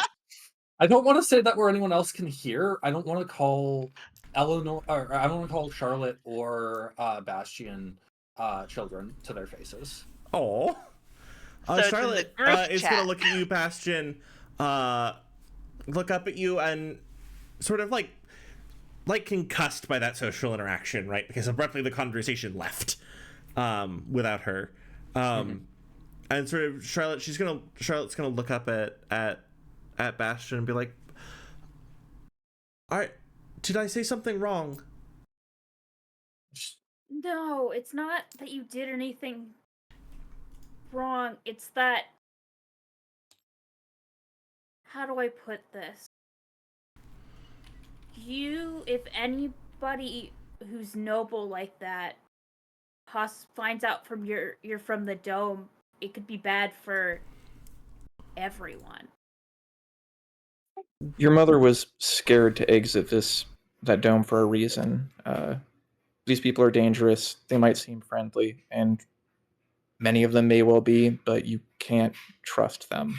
The system isn't friendly. She's gonna look at Individual both of actors you. maybe.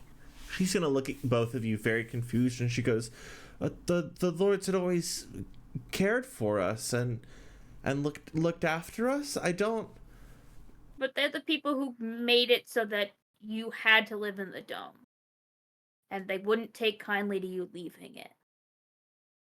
I think the sort of Charlotte, right, catches onto a lot of things very quickly. You see her sort of doing the internal math on how the system she lived in came to exist, and how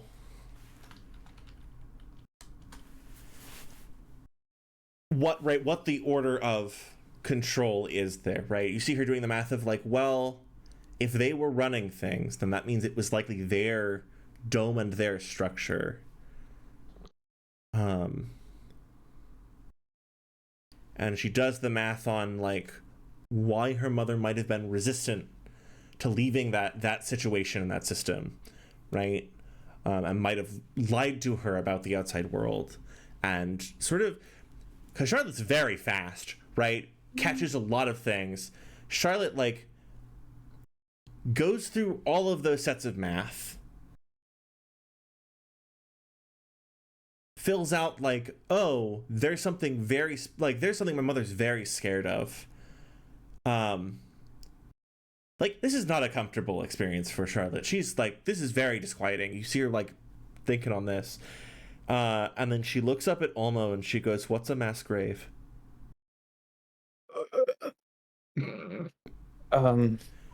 Right, calling back to that moment, right, when she saw her mother go, you haven't seen a mass grave, to I think Olmo. I think Bastion just goes under his breath, "Oh shit." Team the bar. Yes. Team the bar. Yeah. Actually, I'm a So little... chill in here. Let's have so chill in here. Team the bar. How's the bar doing? There's alcohol. Team the bar, I am desperately trying to, like, not too desperately, but like, I am going to give Eleanor some of like my own personal alcohol, like, you know, the stuff. I'm gonna crack out the rations again, good old rations. So are you like tucking into like a booth? Yes. Oh, absolutely. Snagging a clean glass. Wait, actually, before the conversation continues, can I ask an important question? Yeah. How long have I known Eleanor? You had a fight with her like a week ago.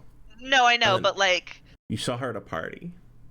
Okay. Oh, like in social circles? Yeah, like... There was a quiet we go person to in the the same class who always university? scored really high on the test results, but I don't think you ever talked. but like, how long has her family been here? Because chances are, like, did we go to the same elementary? Like, when did we meet?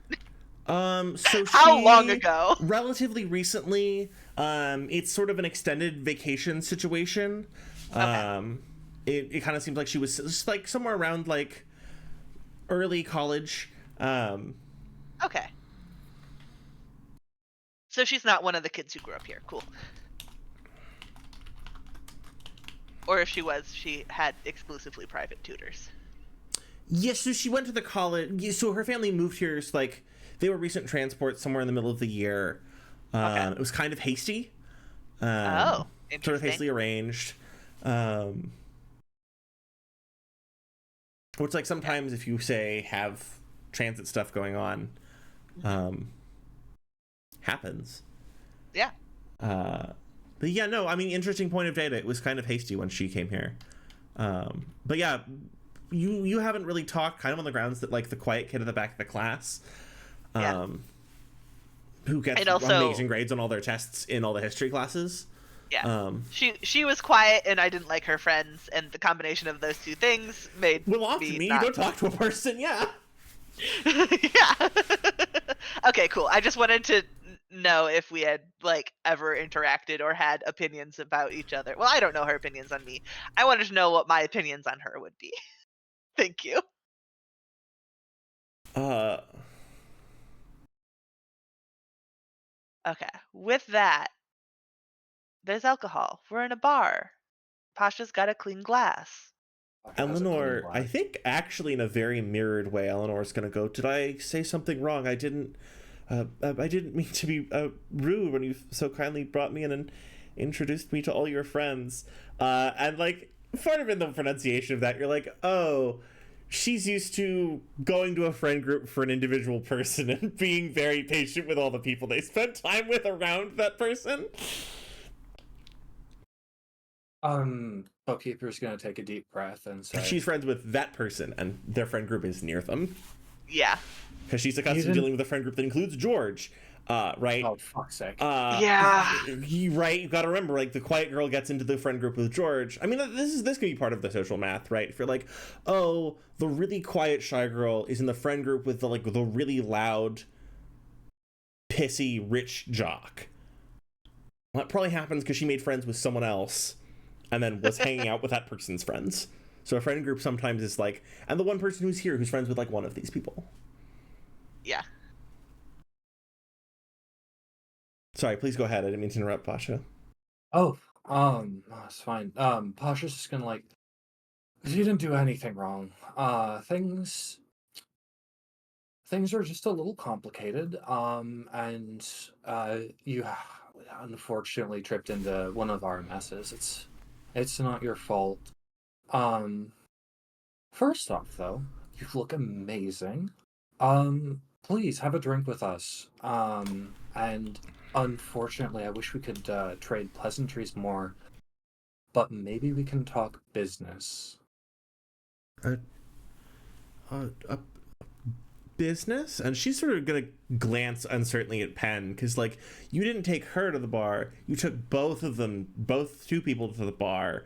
And she's not like, she's not worried she's like in a mob shakedown, because that's just not part of her category of things that happened to her. She's like what is this? Like, am I being spun into a deal that I didn't prepare for? Like, what is this? I think Penn is also going to look a little shocked and confused by whatever is going on. Partially because he's not entirely sure where this is going, and also he's hamming it up so that she feels better and that she's not alone.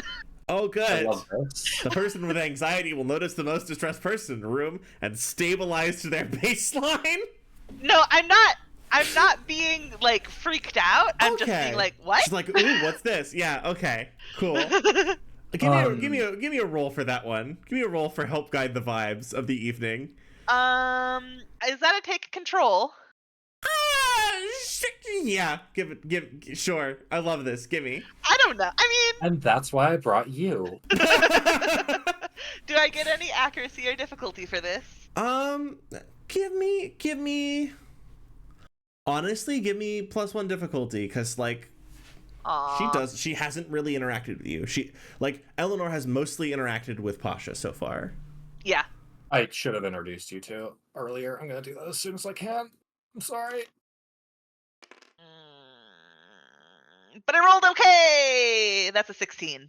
Fuck yeah, That you does did it. nice. Yeah, she's so she gets the vibe. She's like, okay, whatever we're doing, like, it's surprising, but it's, and this is not like, right, Eleanor's not a scared animal. This is just like part of how socializing works, right?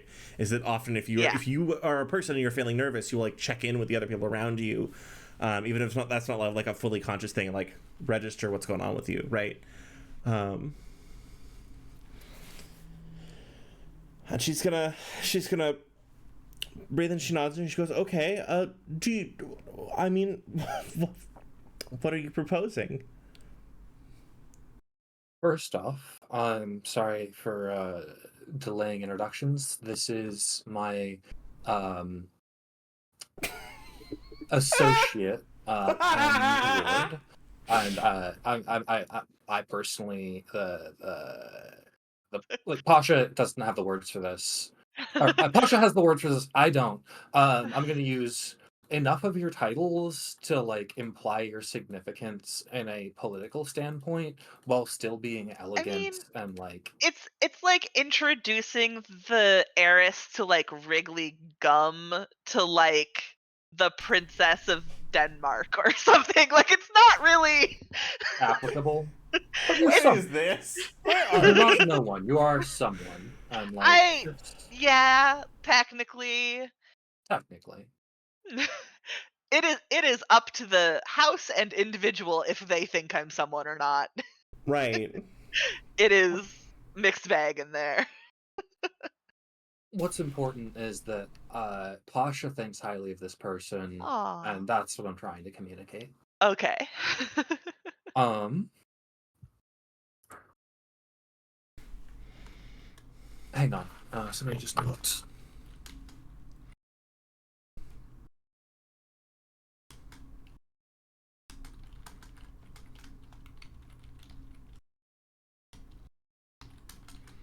Oh, I'm sorry.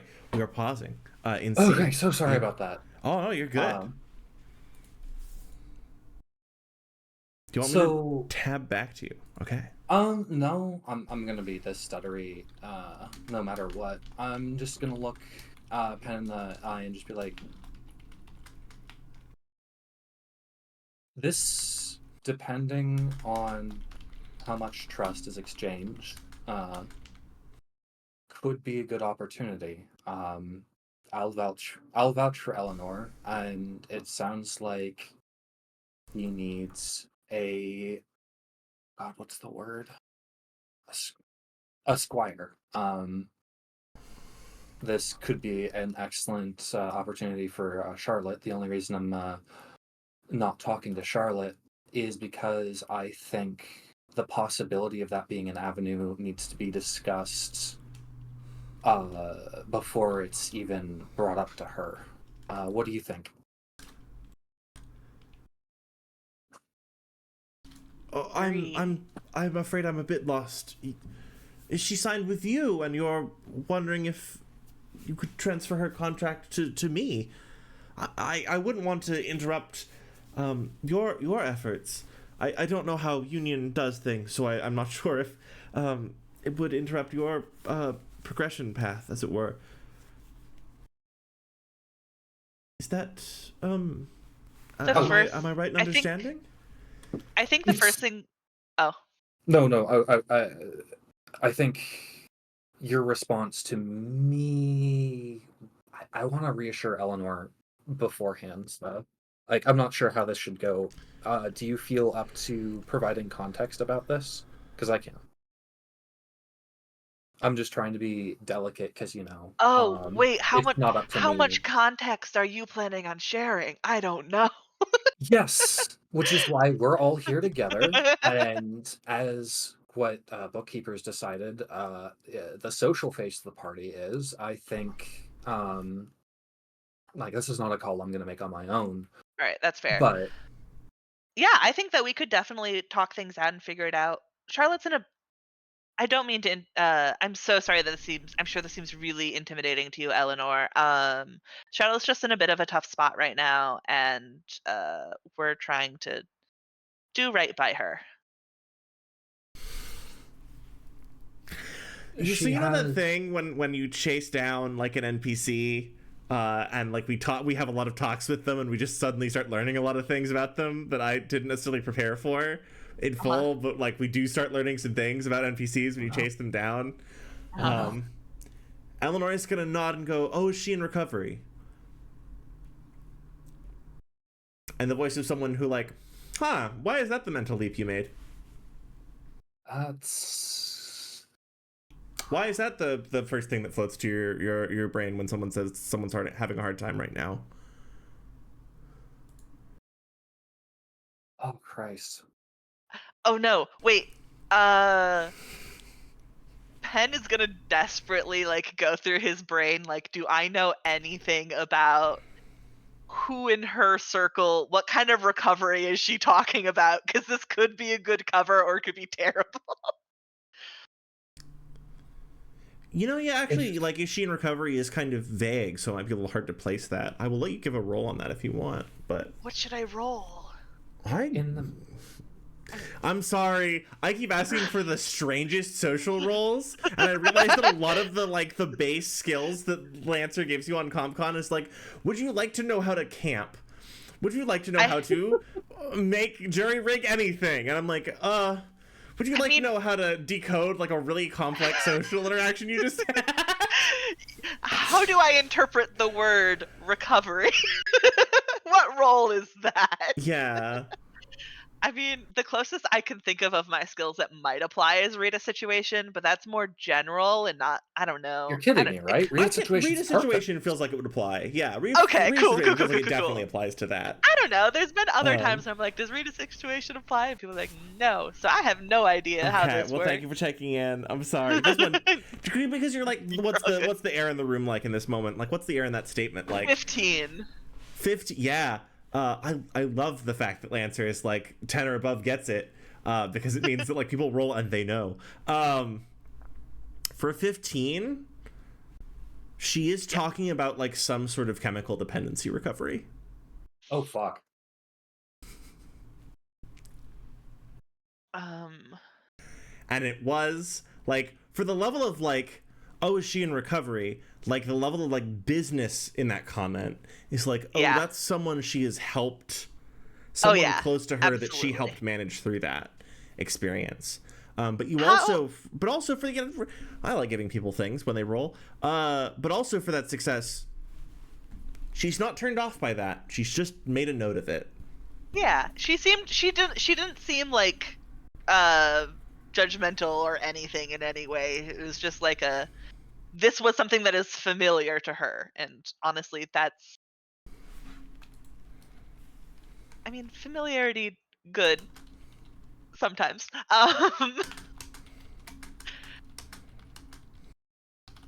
But I think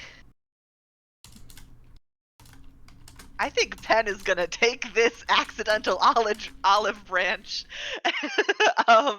and say, oh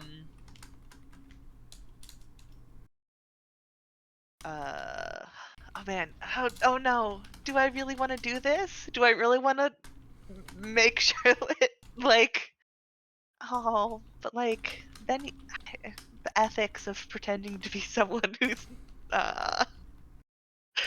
quick, out of character, I'm dying. That's very reasonable. Do you want to pause on the one live hand grenade conversation on the table and swap back to the other live hand grenade conversation on the table conversation? Sure. I'm open. I'm fine with that. Okay, cool. I need to think. I'm sorry if that was a bad terminology.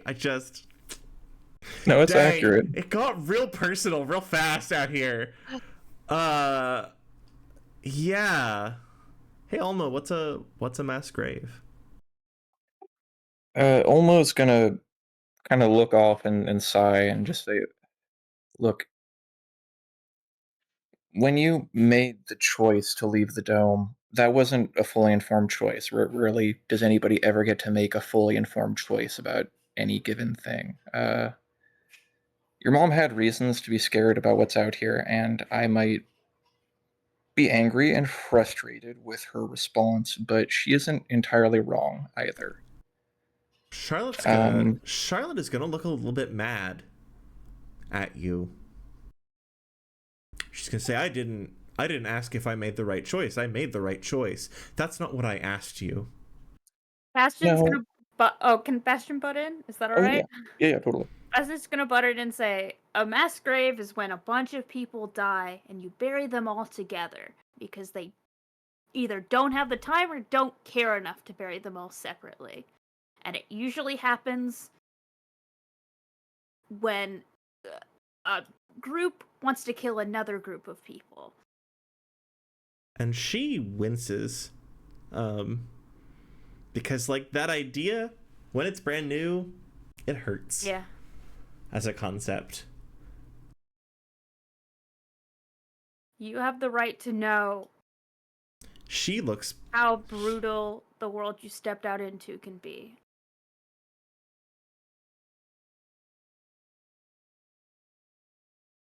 And she sort of nods to you, Bastion.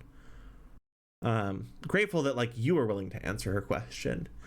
And she to be looks to fair, Olmo. She looks to Olmo Olmo- and she goes, "How many?"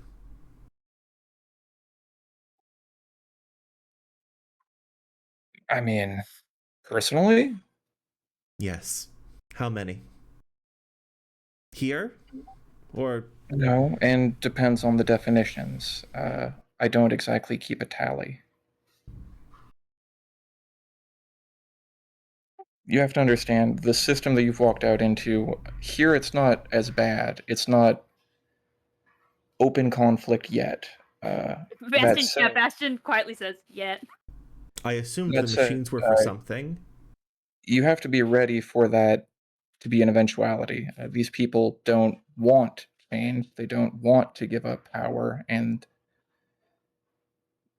you need to fight them in order to take it. I don't think Olmo, maybe you didn't notice because like you had a very reasonable thing to say, and I don't think she said it all that loud. But Bastion, when he was like, when Olmo was like, "We're not in active conflict here," Charlotte, without missing a beat, was just like, "I knew the machines were for something," and you get this moment of like, "Oh, there wasn't a naivety about what the war machine was for, even when it was people playing games in it." She understood that if we're playing games in it, it's for a reason. She saw the mechs and knew that machine, many of those machines were designed for violence.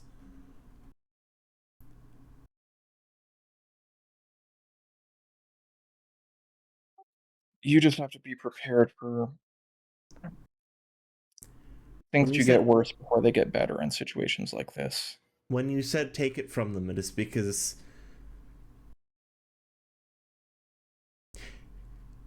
is it because the lords here are not doing their duty to protect people, to treat them as they deserve to be treated? No, they're not. I would say more fundamentally, it's that they hold a position of power intrinsically. There are different ways of organizing ourselves, and it doesn't have to be via birthright. But even more than that, those domes you live in have been destroying. To build them, they've been destroying the homes of my friends, my family, and not paying them enough money to get new homes. So they've had to set up shacks. And I don't have, and on top of that, my friends, my family, me, don't really have the opportunity to do things necessarily like go to college or to move up a ladder of wealth. Like, I will be stuck here until I die if it doesn't change. And Charlotte sort of turns back to you, Bastion. You see there's like a tear sort of gently, it hasn't quite started rolling down yet. And Charlotte says, no wonder you're so tired. I think Bastion grabs And she her says shoulder. it with like a deep concern and worry that like can only happen when that is an idea that is new to someone. And it's not that people can't know the truth of the world and be worried for you, right? But there is a included in that concern is sort of a shock at the horror of the thing you just described. I think Bastion grabs her shoulder and says, "It's gonna be okay though, because I'm gonna fix it." Almost gonna laugh. Bastion, how tall are you? 5'6"? I regret to inform you. She's taller than me? She is also 5'6". Oh, fuck! He's met your So equal. Charlotte gonna place her arm around you, and she goes, "All by yourself." Yeah, if it comes to that. And she looks up at Olmo, and she smiles with a, like, kind of in a way of forgiveness, right? She was mad at you a second ago, but sort of with now a more renewed understanding of the reason why someone would say hesitate to just tell someone that, right? And she looks at Olmo and she says, "It sounds like it takes a village." And she smiles at you. Olmo, when was the last time someone just looked at you and thought you were a part of their community without a Ooh. pause or a hesitation? Like that would be a while back. However, like long it has been in the interstellar transit rate from New Sanjak. Mm-hmm. Well, and even on a New Sanjak, Yeah, folks like often probably hesitated when they saw your face. oh yeah, no, like there was really only one person even on New Sanjak who like Olmo felt a genuine connection to. And yeah, I think a genuine look of trust and an acceptance that you are part of a community and part of the people making things better without any hesitation. Yeah, it takes a planet, honestly. Well, and so I hear, and she looks up at the carpet of stars above her, right? And you remember when she first looked up at those stars, her knees fell out from under her because she had never seen stars that were so far away in a sky that was so big. And she looks up at the stars, even the stars that are a little covered by that little bit of light pollution from the city, right?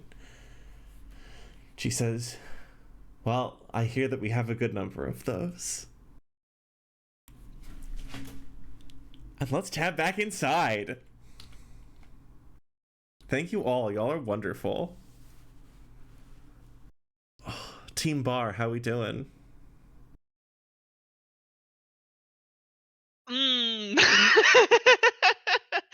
uh, Scheming. That was beautiful. All right. Important question for Harvestman. Bookkeeper. Oops. Yes. Just so that we at least can be on the same page, since we're kind of making the decision for everyone and there's just the two of us, how much of it were you going to tell her? So what I had in mind was letting her know there's stuff we can't tell her, and rather than directly lying, saying we have to keep some stuff from you, and like just putting that on the table, making like saying it's not personal, but like it sucks, but it's the only way to not have a potential landmine sitting under all future interactions. And making it clear that we as a group are more or less all inextricable, and like this is Bookkeeper being a fucking softie, but like Bookkeeper really wants to make a good impression, and like Yeah. When someone shows up and they're like perhaps more interested than you thought they were, it's a little bit socially unsettling because you're like, oh, that's a lot of attention towards me. Goodness. Did you say that out loud? Actually, maybe, yeah. Actually, shit. Not the part that acts like Eleanor isn't at the table. Obviously, like that would right, if but I like was yeah, you're like, saying hey, it out loud. Eleanor goes, oh, are you Eleanor, like trying to like gauge like the social tenor of this interaction, which has so far been completely bewildering for her. Yeah, I feel really bad. It's gonna be like, oh, so you're part of an investment company? I was like, those the Berenice has.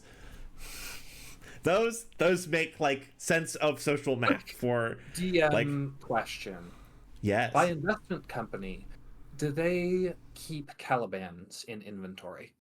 I mean, because that actually might be if they're a manufacturer or like a go-between, then they definitely could keep frames in inventory. So the thing about that, the reason I ask, do they keep Calibans, is because that is aggressive asset reclamation. That is a ledger a ledger keeper. I mean, in terms of like, are there investment companies that will do naval warfare in the Baronies? Like, it's a little bit difficult because of who owns the Navy, but like, yes. It really depends on the scale of the company. It's a little bit like, does a company allegedly assassinate whistleblowers? Like, some of them do. Okay.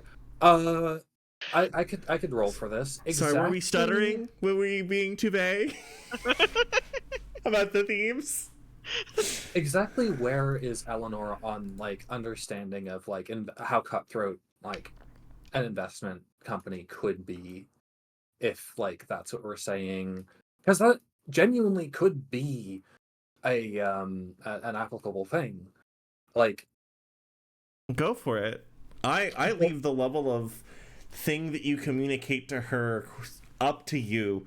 It's a weird puzzle that we found ourselves in, and I leave the solutions you come to all to you. I think that it's a fascinating thing to ask. Bookkeeper's going to try to be a little bit of a sap as well as be level at the same time, and just be like, it's something like that, but it isn't. That is not what we're doing.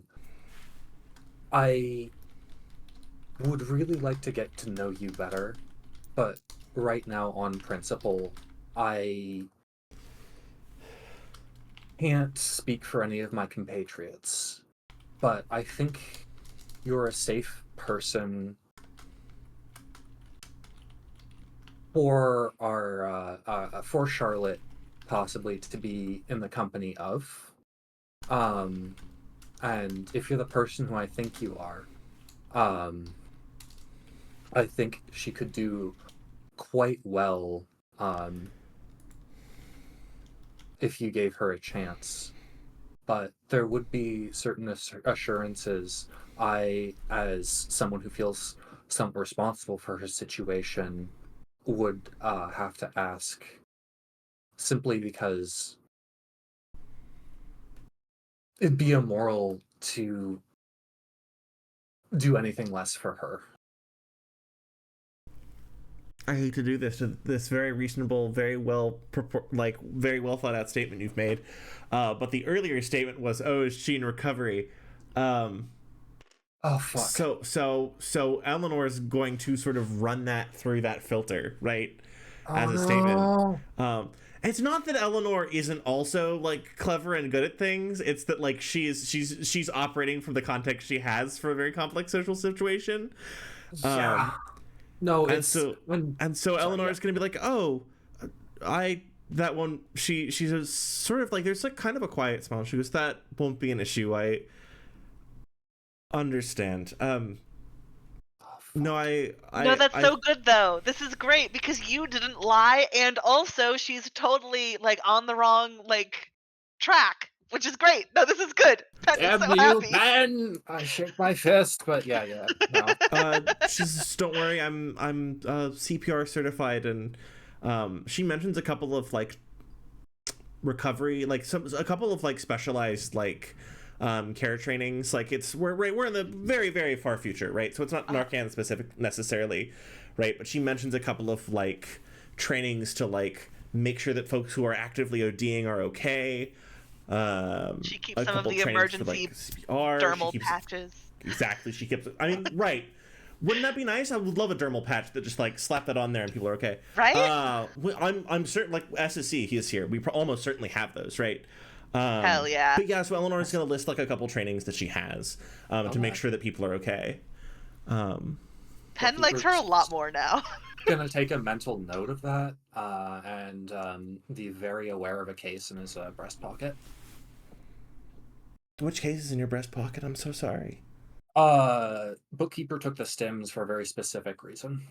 That's right. It has to do with the segment. That's right. Yeah, and so she's sort of unfazed by this. But she's like not unfazed, right? But she is like accepting of these terms, and she's like, "Yes, I think I can help with that." Is she able to be, trying to find the right word, and she finally settles on, is she able to be present and aware for things and Yeah, absolutely. I'll probably want to check in with her first, just because obviously this is something she's been dreaming about, and when things happen suddenly, regardless of other, life events going on, it can be a lot. But honestly, I think that this sounds like it could be a great opportunity for her, and sounds like it'll be helpful for you as well, which I love. what is the and she sort of Eleanor gives a little smile and she says, what use is the Titan's strength if not to hold up the sky? Bookkeeper's gonna make a very specific face about that. It's not an Atlas Shrugged reference. It's not. It's not. No, bookkeeper it's is like, oh no, I like it's this. because it's part of the understanding, right? Because Eleanor's understanding is that the role of the people in charge, it's their job. I mean, this might also, like, I think this is the first time you've heard her say something like directly political, perhaps. Maybe it's not that, right? Maybe it could be personal politics or generalized politics might be different, but like, right, stating like, because the idea that it is the role of people who are strong to help others without that same strength go higher, right, to lift them up. Man, her and Charlotte have so much in common. It's a weird pair. It's a very strange pair Also, that they make. It sounds like they could both use a friend. Yeah. Oh, I'm gonna have to go over so much with Charlotte before. I mean, so I feel like, okay, out of character, I feel like just like looking Eleanor in the eye and say, there are some potential strings attached to her situation. I don't ask that you put yourself in danger on her account, but I do ask that if that should happen, you make enough time for me or one of my friends to get there and to get her out of there. She's gonna make. I don't ask anything more. Charlotte's gonna make a social roll on that one. Oh God. She made the social roll. She does not think that you are Charlotte's dealer. Oh, thank God. Oh. Remember, you said I helped her get her into this situation. Right, there's some strings attached. Me and my friends will come over, right? No. So that was her social role that she just had to make. Christ. Does she get the implication that, like, being... She's going to correctly read that you are people who care about her. Thank God. Yeah. Okay. Who are going to try and make sure that she's okay. Okay, so we can trust that if it comes up that she is a political refugee that could severely damage people's reputation, she can both hopefully keep her own reputation intact, and we can extract Eleanor. Or, Charlotte. I mean, I don't think that was communicated to Eleanor, but you know. Pen is watching these two people kind of talk past each other a little bit and being like, this is going so much better than I thought it would. And isn't changing anything. Like, my expectations of this situation started low, and they can't get much worse. So this is better than I thought it was going to be. No, the best thing to happen is both people feel like they're understanding what is happening in the scenario, while also the exact correct amount of knowledge required about Charlotte and nothing else is communicated effectively. And that's what's happening.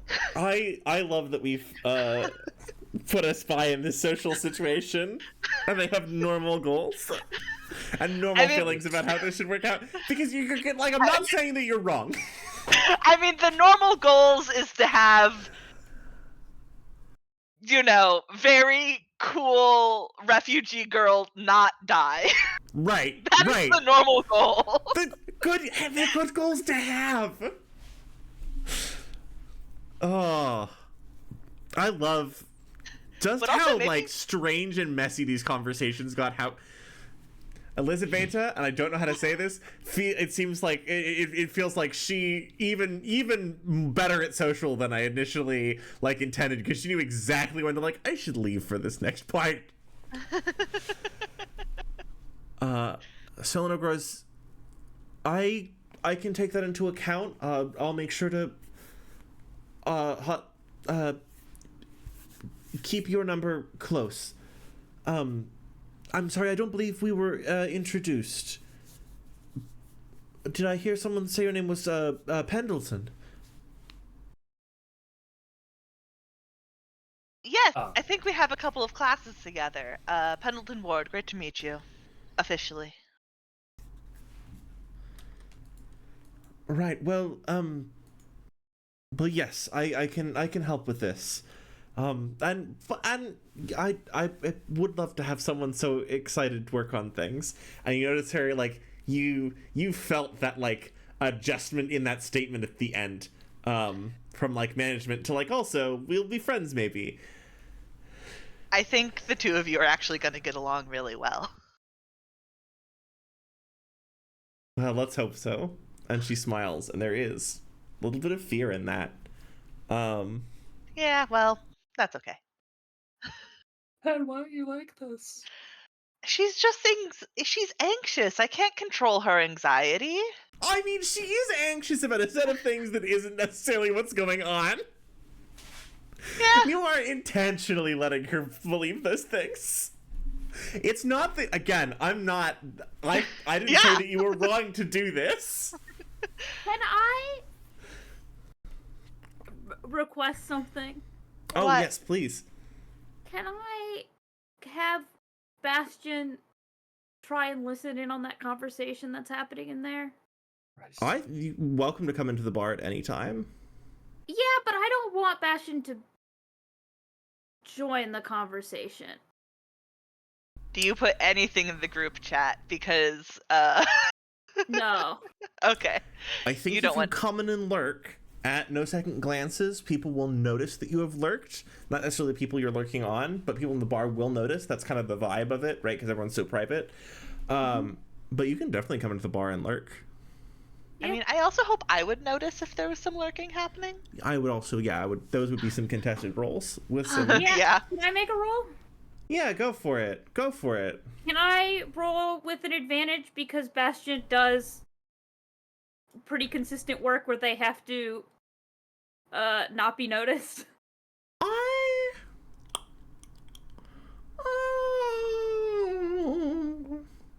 You know what? Yeah. No, go for it. I think Pen, you're gonna get advantage just for the social doesn't even situation, fucking for matter. the vibe of the bar. That's a 5. Okay. Oh, Also, no. would a survive, just in terms of noticing things, be helpful? I feel like the way you've been using survive, most definitely. Yeah. Oh, yeah. My survive completely social in context. Oh, I'm sorry. Actually, chat makes a very good point. Ooh. You should also get an accuracy Bastion, an additional accuracy for background. Oh, yeah. Thank you. And don't forget grit. And I think Oh, as shit. you headed into the bar, Charlotte like sort of wiped her face off, and she sat with Olmo and she goes, "Okay, I need to Okay, that's a explain." 22. Amazing. Sorry, shit. yeah, sorry. Resolve and roll first. I hear a 22. 22. Good fucking lord. I love this. Let's pop back to you in just a second. Bastion, as you were like sneaking into the bar, as you headed into the bar, I think Charlotte was like, okay, and she wiped her tears and she was like, "All right, Olmo, I need you to. All right, perhaps harder topics aside." Olmo, and she points to like the blob of nanites in the middle of the parking lot, and she's like, "I need you to explain that." I think, Just like as our little like cute tab aside for them. I think Bastion, as he's heading inside, says, "I'm gonna go make sure our rich friends aren't making poor decisions. And heads in.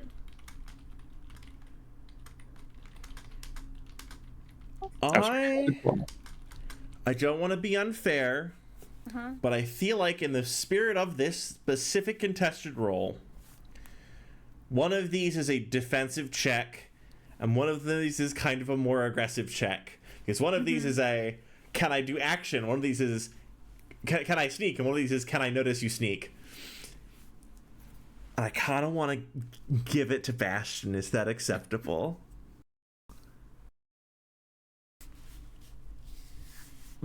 Freeze out. Do you find that acceptable? Oh no, freeze Sure. out. Okay. Thank you for your patience. I'm sorry, freeze out. Thank you for your understanding. It's okay. I wasn't gonna do anything. So. Right. Oh, there's also that. We play it like winner goes to the defensive, like goes to the person who's being defensive. That makes sense to me. Yeah. Oh, I guess okay. I You do are think also of the it. super spy. I mean, I'm not a spy. No, I you're dated just a spy. optimized for That's that. different. Trained for that. Elizabeth is the spy. You Yeah. are designed, honed, and manufactured to do a specific purpose. Also, did you Sell a remember that product with really grit well. plus your advantage plus your Wait, why am I doing grit? Oh, just because you're rolling any skill check is plus grit. Oh, I forgot about that. Then it would have been 23. Then it's just yours. Yeah, Pen, you Right. see Bastion sort of sidling up all sneakily. He is like doing it so casually that you don't notice. Like rather, he is doing it so casually that other people wouldn't notice. Yeah. I mean, it's fine. He can listen to the conversation. I don't care. He could join it. That would be fine. Amazing. The very informed choice. Yeah, no, go for it. You can believe you outsmarted me. Well, it's not even that. I mean, it's like he is fine. Right. Like it's not that he's outsmarting it. He's doing what he needs to do. That's great. I love If that. that's your feelings about it, Bastion, I want to let you join that conversation at any point. Oh, we'll keep that in mind. Where would you like to have started hearing that conversation? I feel like even if you come in very recently, you'll kind of pick up on the vibes, right? The energy of that interaction. Could you? I don't want to say I've been there for a whole lot of it. Just maybe for like the past 2-3 minutes. What part of that would I have picked up on? Like, what would I know from those past couple minutes? I think I would happily give you for the last couple of minutes, Elizabeth or hold on. Stop So many being crazy, miniature. Just be fine. There we go. Alright, there we go. I think what you get is Eleanor sort of believing that like something's going on with Charlotte that she's a little worried about, but also happy to help with when she takes Charlotte on as her squire. But it doesn't appear like Eleanor has had the full picture filled in. And also, there was definitely caveats of like, hey, like basically making it very clear that we're there for Charlotte, and also, oh man, what was the other thing? It's important that she Oh, knows that we're not telling her everything. And specifically that Penn slid in there, like, Charlotte is obviously the one who has to make this decision. We're just scoping it out for her. Okay. That's all.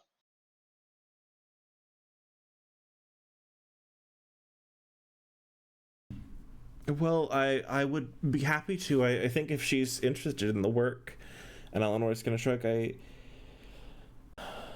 I was never the most technically skilled, so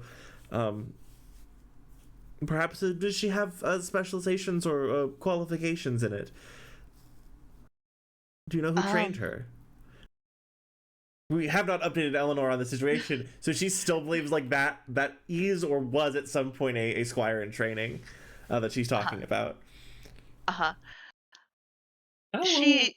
Oh, I was gonna say she doesn't have any formal training, but I think that her brain and ability to pick up on things has so far gotten her further than a lot of squires in training. Oh, I mean, I have some friends she could talk to. I think they would be very helpful for that. And Eleanor like smiles a little bit. For anyone still tracking that, Pen, you've been doing the most like managing social situation. Hey, Pen, you figured out which member of the friend group she was friends with. It was Tabitha. I assumed, yes, Well, you knew that already, probably, but like, all right, yes. she's friends with the tech person. Also, the most case of an extrovert in adopting an introvert that's ever happened. The person who goes on stage for fun. Yeah, the Not member of House literal, of Glass. Yeah. Not literal stage, but you know. Yep. She goes, yeah, I have some friends I could introduce her to that I think she would learn a lot from. Hey, Bastion, she's probably referring to another member of the nobility at the very least. Yeah, I'll give this because like, just like no, yeah. I think that Pen, you can notice that Bastion is seething. Bastion is angry. Bastion's always angry. Yeah, Bastion's like more angry than I think you might have ever seen him, and that partially might be because he's drunk. To some extent. Yeah, helps. But he's very angry. I hadn't considered this. This is probably the second time today that Charlotte has been offered just a bunch of opportunities that no one has ever even thought of extending to you. I mean, I don't even think that's really part of it for Bastion. I mean, it's definitely like in the back of his mind, right. But it's more like the seething to malting. I think. Thank you, chat. I think it's more the fact that, like, to Bastion, the people in this group seem so willing to put Charlotte at risk, and include a noble into this whole situation, despite that it is incredibly dangerous for both him and her. And to him, I mean, and obviously, like, and to him that reads so much of, like, ignorance to the situation. Whether or not that's fair, like, obviously is up for debate. But to him, like, it reads of ignorance and not having to have lived like he has or like she has. Very much. Very much. Sure.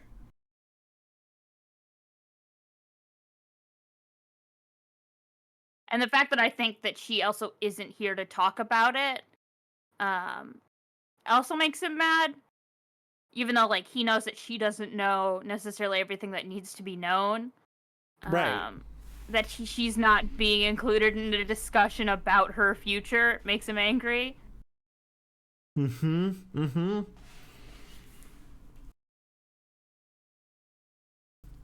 That's all. Right. Yeah.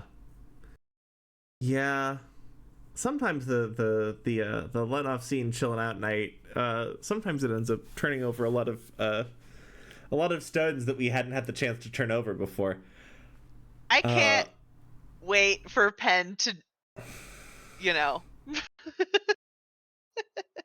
Yeah, I mean, so then who speaks up when Eleanor's like, well, I have some friends I could introduce her to.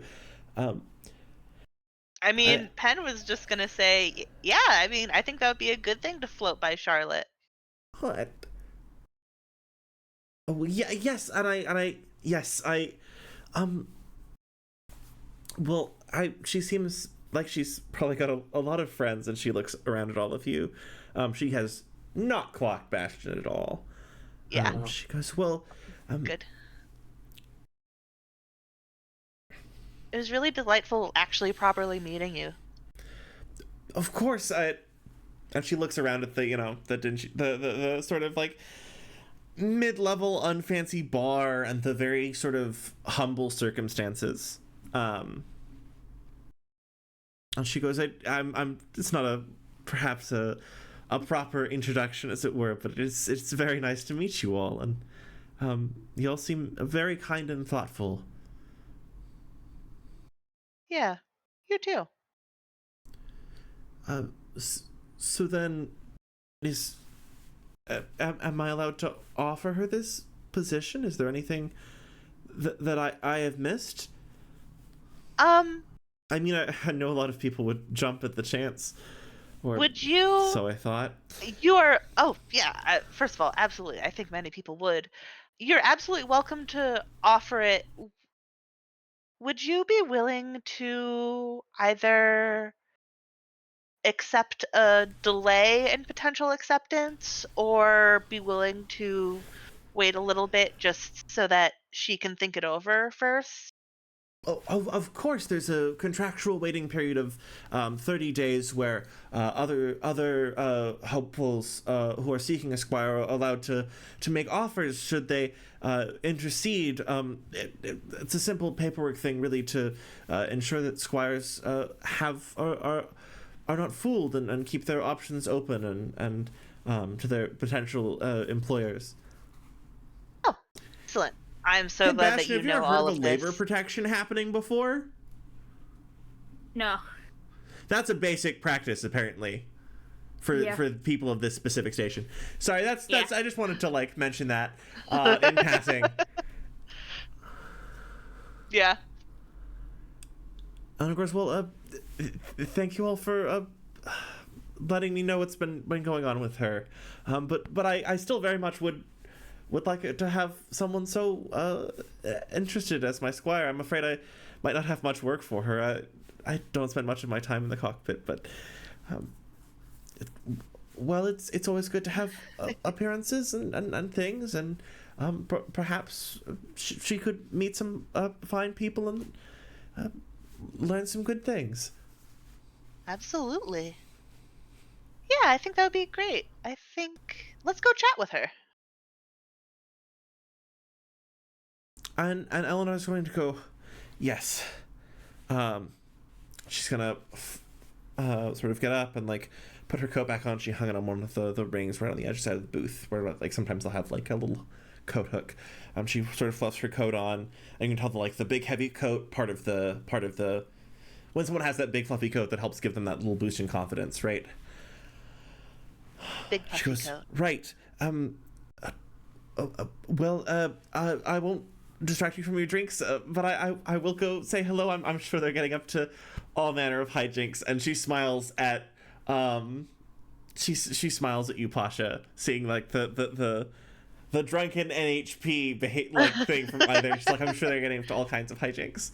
And she sort of like strides out the door, like a little trepidatious, but a little more confident and certain of herself. Even if perhaps that certainty isn't built on the most accurate foundation. She feels, with a feeling that she's like has a more clear understanding of what's going on. I feel like Bastion is being dunked on for some reason today. That's just like that's his whole being, baby. Oh no. Wait, he's being dunked on? No, it's just like chat was like, I feel like Bastion's getting dunked on, and like some days be like that. Some days be like that. Bastion had a whole 30-year-old man beefing with an 18-year-old threatened to kill him the other day. Past 2 days for Bastion. Yeah. Olmo, how you doing?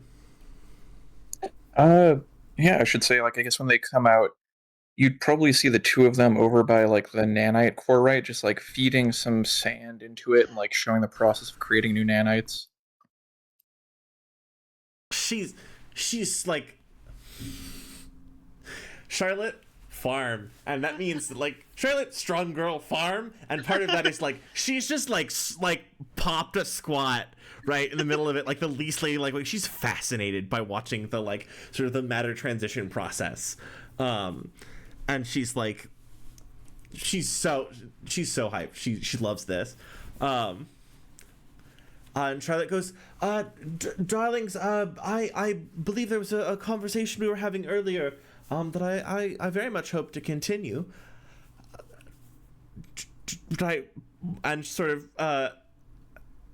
Eleanor walks up next to you, right? Charlotte just like squatted down, like looking at the sand, turning into robots. And you know, turns to Dozer and sort of nods. Like Eleanor gives you this like knowing nod.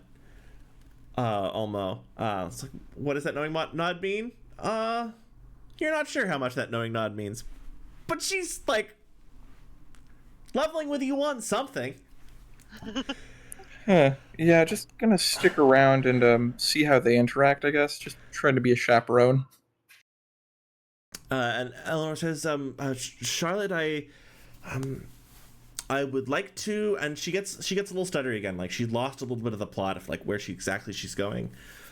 She goes, I would like to offer you a squireship.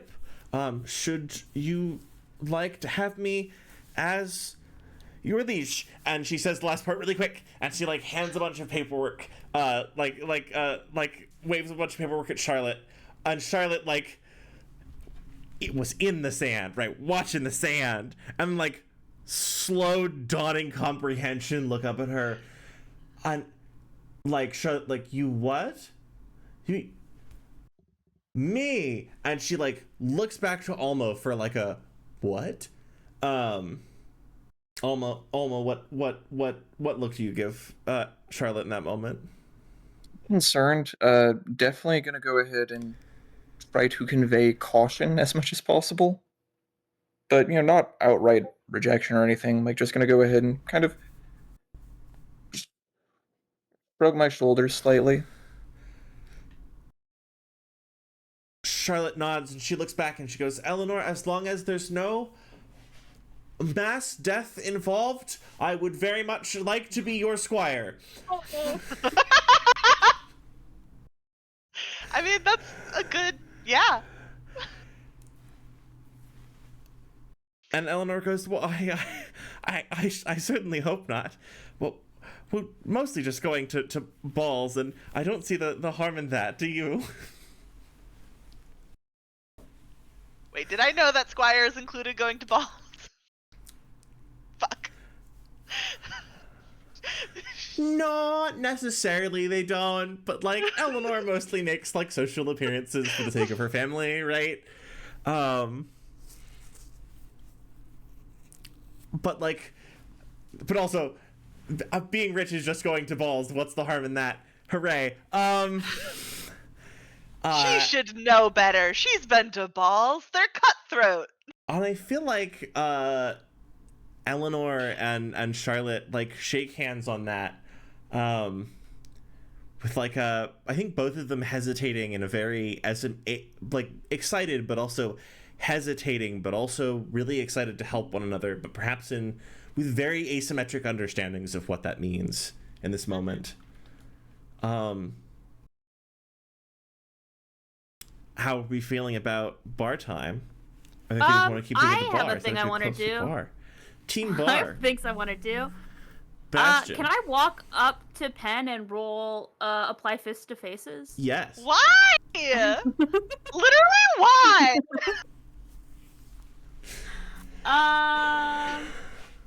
Is that so? I have +2 in that. Is that +2 accuracy? Yes. No, that's gonna be +2 straight number. Okay, got it. I mean, I'm not gonna be. Do I do a contested or I just sit here? 19. I mean, yeah, you want to make Oh, me a good lord. contested, not get punched in the face check, please do. I don't even know what that would be. I'm not good at that. I'm so not a physical fighter. Survive? I don't know that you're built for combat. I'm not built for combat. I think it might just be a straight roll with a disadvantage, because that's a very shocking thing for a person to do.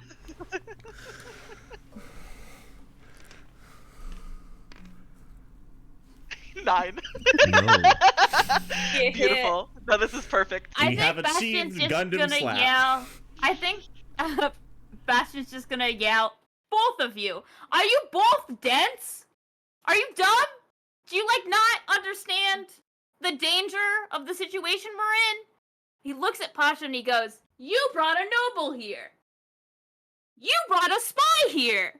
Do you guys not understand this is a secret operation? Do you not understand that, like, for me and her, this is dangerous? And we're not talking about, like, oh, like, we might get, like, I might lose all the money my parents have. Like, we're talking about we could lose our lives. Do you, like, not get it? Or are you guys just, like, purposely oblivious and ignorant?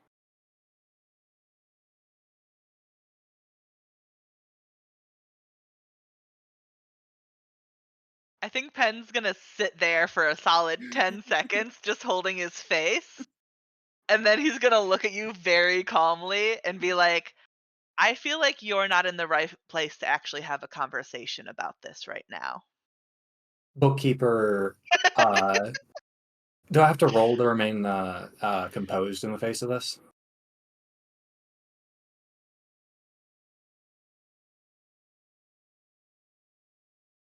I'm sorry for the pause. I feel like you only have to roll if you feel like the need to roll, but it might be a time when a roll is called for.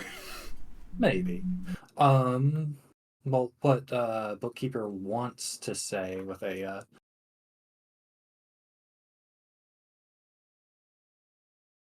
very sober tone, but like sort of compassionate, is something along the lines of,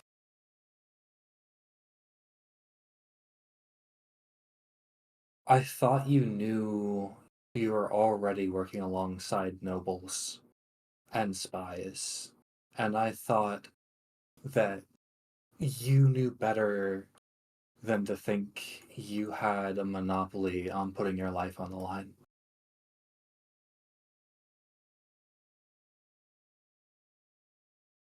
I think Bastion says,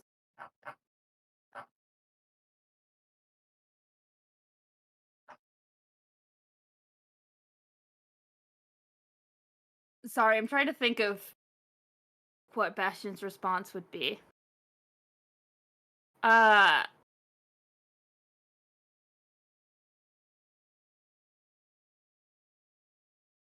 know who I'm working with, but to bring other people into this who are from this system that is being used to hurt people like me and her without anyone's consent is dangerous at best and suicidal at worst. And then he turns to Penn and goes, no, this is a conversation that I've wanted to have for a while. No, I definitely think it's a conversation that we should have, but I think that you screaming in the middle of the bar isn't the best place to have it. I'm just gonna pinch the bridge of my nose and just be like, you may have spilled more information than the rest of us combined throughout our entire lives in your little outburst just now.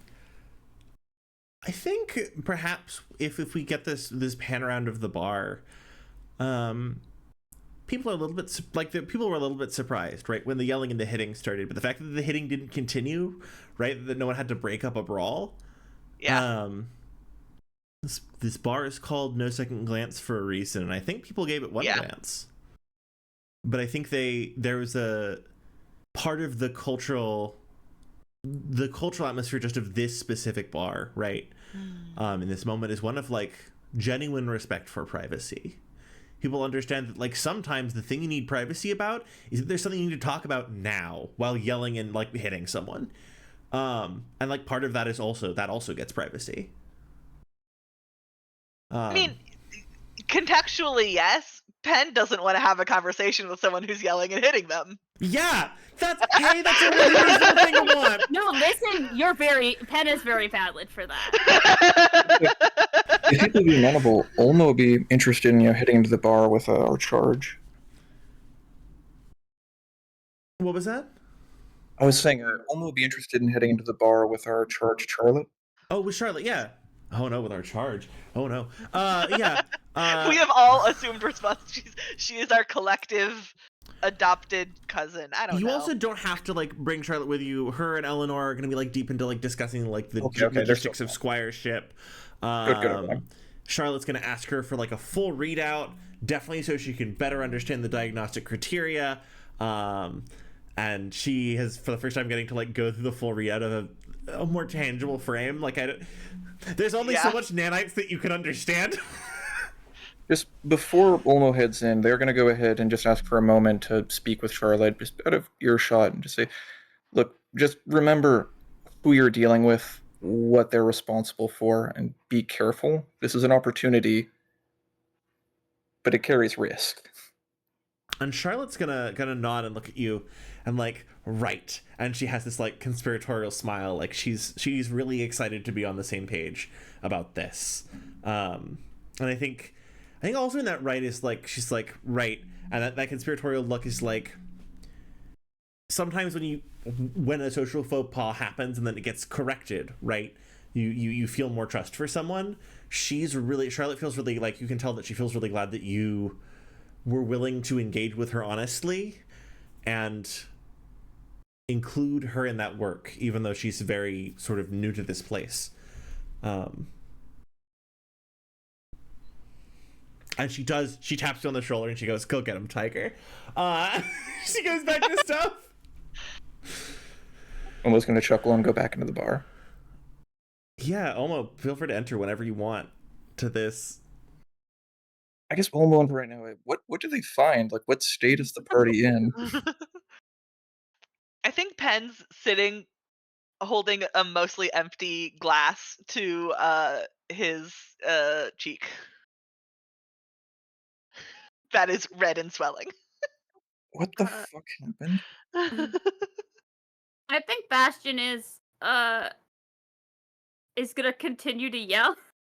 Yeah. Doesn't even notice that almost walked in and is like, and you guys decided to have a whole conversation without her even present.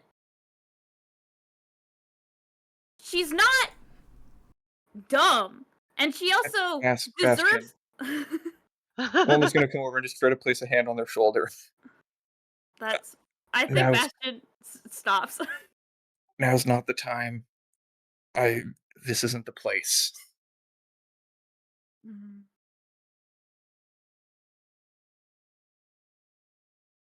It seems to me that you're very concerned for Charlotte, and I appreciate that.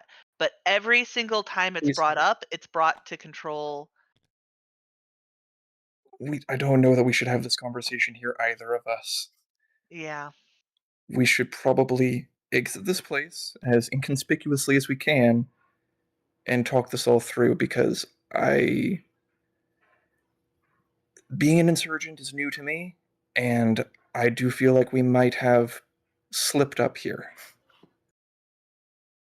Yeah, give me a sec. And I'm gonna like get up. How much am I able to get up without running into Bastion?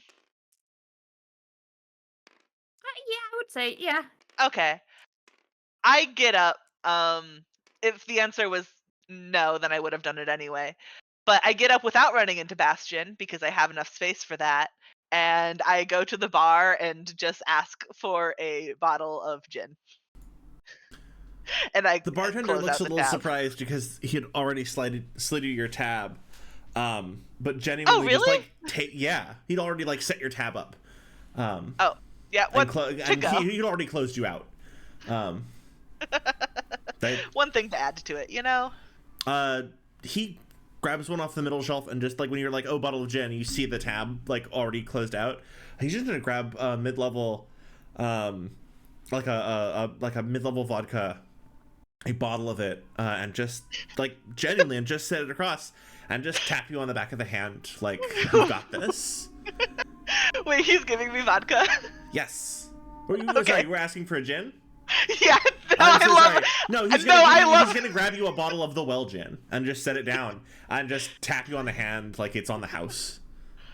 Oh shit. Not of many words, but perhaps sometimes you don't need to glance. Sometimes you only need one. To really get what's going on. Also, Ken is just holding an ice cube now to his face. Yeah. The single remaining ice cube from his last drink. Oh my god. Delightful. Bookkeeper is gonna look at all this, shrug, start to tuck in to more mead or just whatever hard alcohol they have on hand. And to Hero, just gonna say, first rule of being an insurgent is it more matters whether you act like an insurgent rather than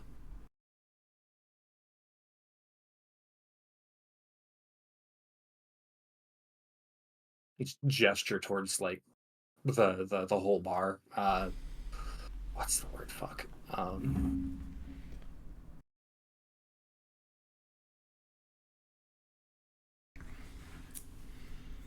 If you don't act concerned, other people generally won't either. It's best to just relax and let everyone else worry about whether you're a terrorist or not.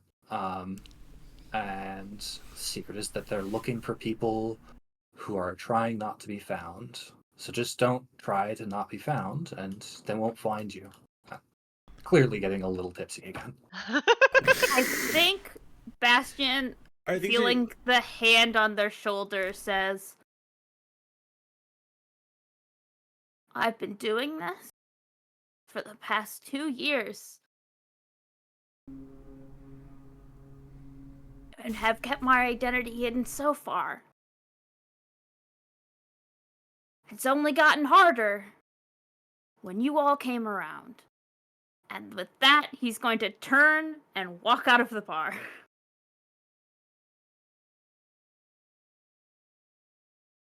Oh, and I think he adds on top of that, and it's not just me I have to worry about. And then he leaves and turns and leaves the bar.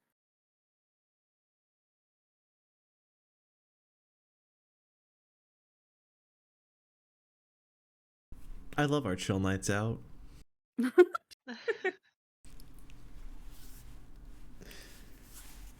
Yeah, and I think Bastion, the first thing that greets you as you head out that door, are Charlotte and Eleanor like getting along really well. Charlotte really excitedly pointing out pieces of her mech. Eleanor is like giving Charlotte some like worried looks. But is like glad she's excited about things. She's trying to gauge sort of where Eleanor's at.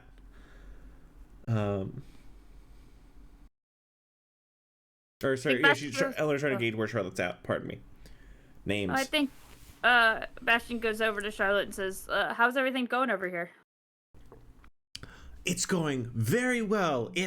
She's okay, so I think I can understand the base structure, and I just need some sort of guidance with tools, and Charlotte like actually makes eye contact with you. She's gonna go, are you all right?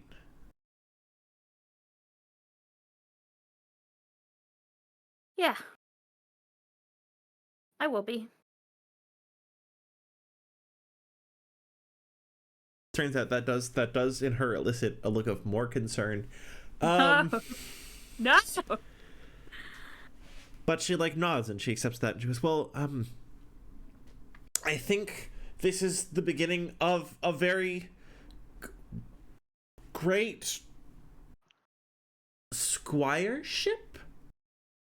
And Eleanor sort of like, you've seen Eleanor sort of building this sort of like throughout the night, right? She's been sort of figuring out whether or not she is down for whatever this is. And Eleanor nods, like actually certain. She says, yes, I think this will be good. Perhaps someone to help balance me out. I think Bastion looks at her like making pretty intense eye contact, says, and you'll take care of her, right? You have my word. And there is like a deep seriousness in Eleanor in that moment. Thank you.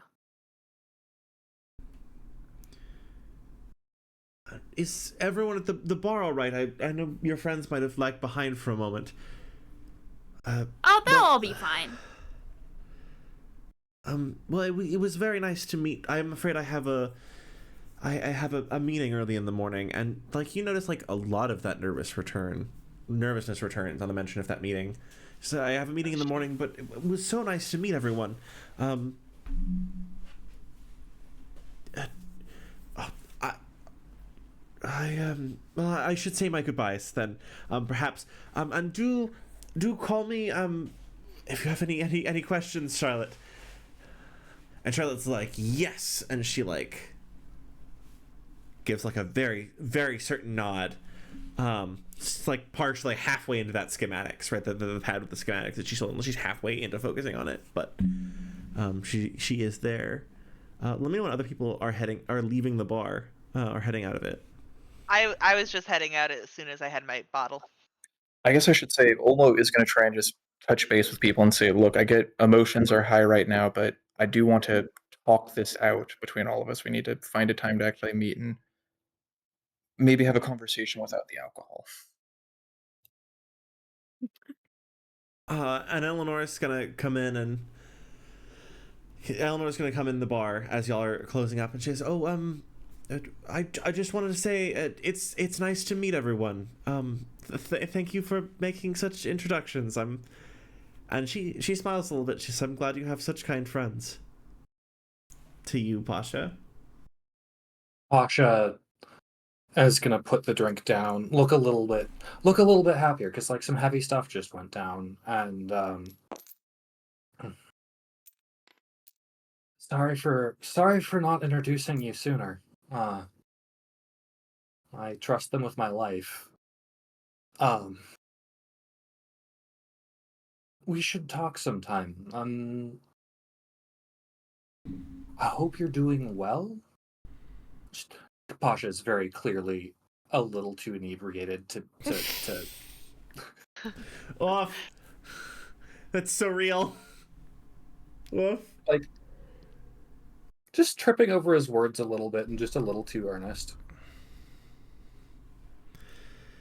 Well, it was nice to meet you all. You're so cute. They're so cute together. Thank you Did all. you say that out loud? Appreciate No, it. I'm not in the bar. Oh.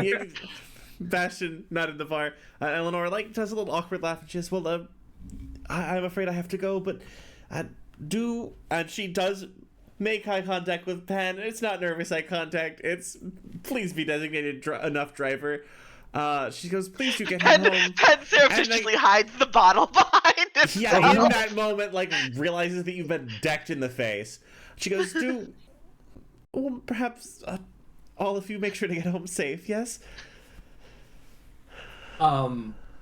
Pasha is gonna consider saying he's gonna sleep in the mech, and then perhaps unwisely just say, "Don't worry, my auntie Cleo has got me. I'm gonna crash on the couch. It's fine."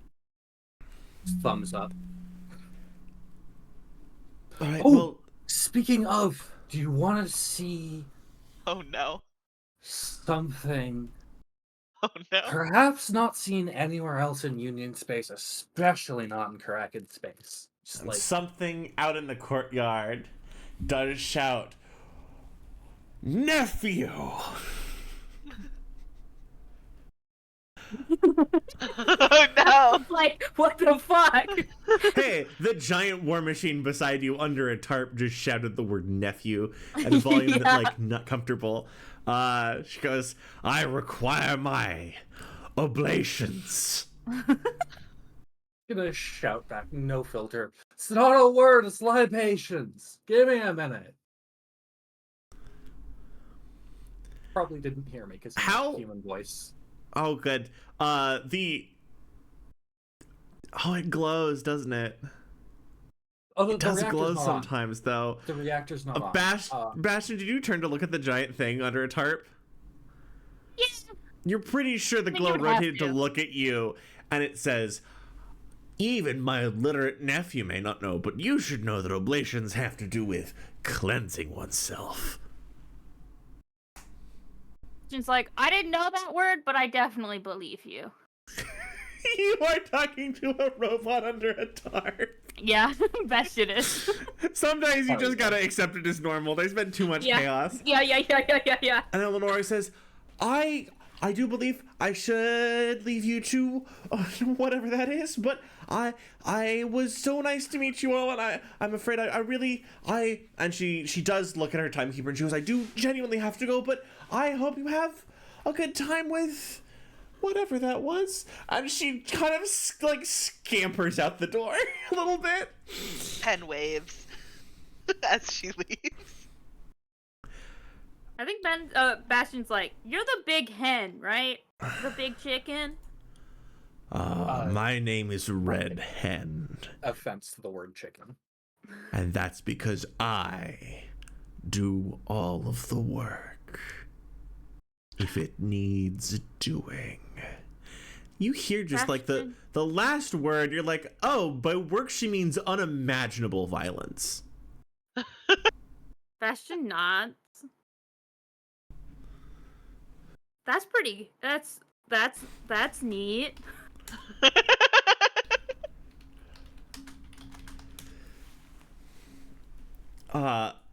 Shall we go on with the I mean, yeah, who wants to act next? That's all to you. She just needed to be right, even if she is wrong. Chat has made the very fine point that it is ablutions, not oblations. But, and I don't know, I think they're both Feral right. Mommy. But also, I don't think that she... listen, spelling's hard sometimes. Computers are bad at math. We all know this. He does have a blade of armor. That is confusing. See, there we go. Olmo, how's the syringe going? It should just be probably on the ground over by the casket. Put it on the fucking ground? Yeah, I mean, they didn't want to carry the syringe around with them everywhere. Just gonna, like, walk over and, like, make a point of moving it up a little bit to somewhere, like, not much better and not much cleaner, but, like, a little higher up. While looking very offended. I think Bastion goes over to the red hen and goes, hey, Pasha's kind of drunk. Could you make sure he gets home safe, though? I think you misunderstand which of us is supposed to be safe. Oh, no. Oh, shit. Oh, no. I love her so much. She's the scariest grandma. Hey, we're holding a conversation with a segment. That's not always available. Yeah, it's good though. I think Bastion goes, you're kind of scary. I'm sure. Thank you, child. I've worked very hard on it. Bookkeeper's gonna toddle past and mutter, kinda.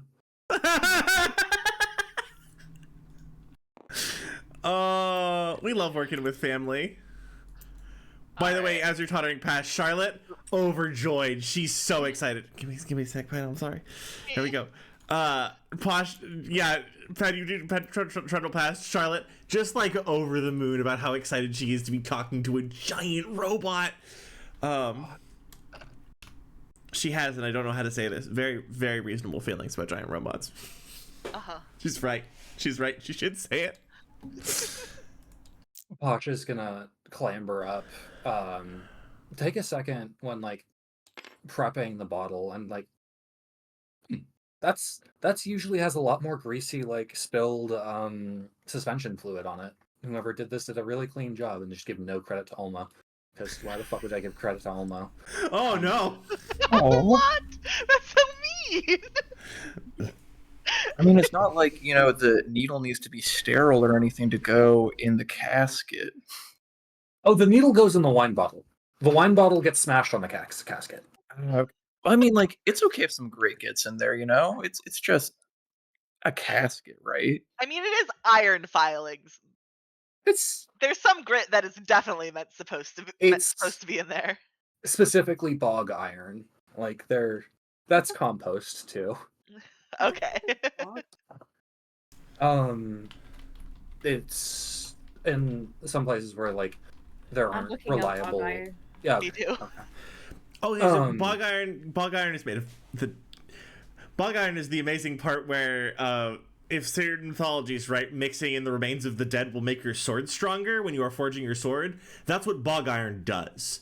Because it's the iron comes from decayed organ. At least I'm probably being wrong. Get part of this wrong. It's been a minute, but at least in my recollection, the metals present in the way you get bog iron is there's metals present in peat bog, and the way that happens is that corpses decay into it, and it decays everything around the corpse, but the iron stays. And so if you did that forging with a sword, it would make the sword stronger. That's wild. Because the Often metals would form an alloy combines around it. I didn't know about the Geothite, dead part. magnetite, bugs, and/or stained quartz. Bugs? Vugs, VUGS. Oh, I'm gonna hear that as bugs though, because that's funnier. But that's fascinating. Thank you. But yeah, no, just like oh, this is a lot plainer than I'm used to. Everyone, all of you, share a bond with me now, and I share a bond with you. All, excuse me. I'm sorry. I've done these awful things. I've done these awful There's things. too many of them. There's too many of them. Go away. I just want to get your I'm sorry. I'm getting you. Don't worry about it. I'm getting your robot. Oh, I've done sin. You had such a good moment. I take it away. Oh, There we go. oh, it was a sloppy ass moment. It was not meant to be a good moment. It was a beautiful moment. I'm not gonna take it from you. Here's your giant robot. Just like everyone has a drink. If they don't have a drink, and just like toss something glass at them, like a beer or something, and just be like, all of you, I might not like you, and you might not like me, but we're just looking for the fucking word, just like absolutely sloppy. It's just like, oh fuck it, smashes the wine glass over the casket and like raise a bottle. It's like,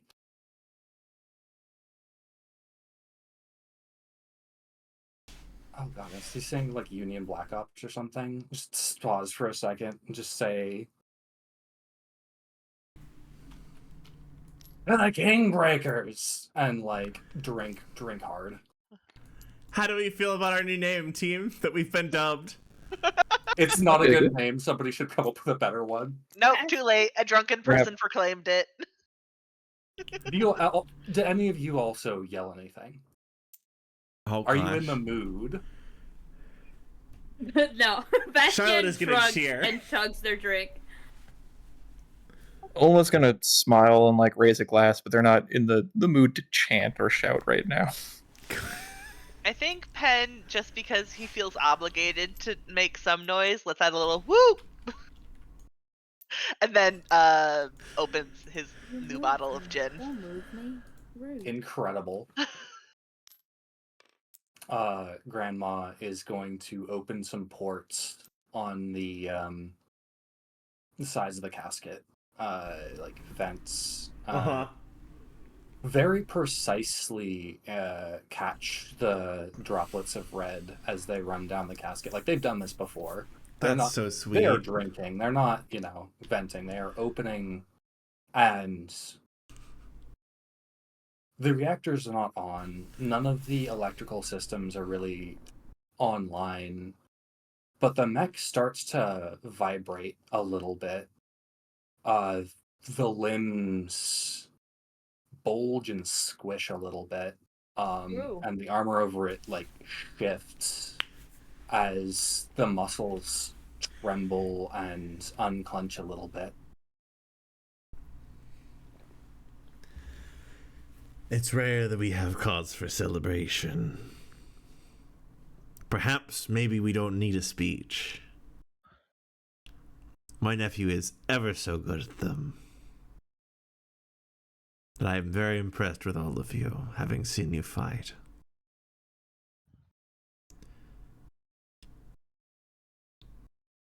And I do hope you do take care of each other, perhaps a little more gently.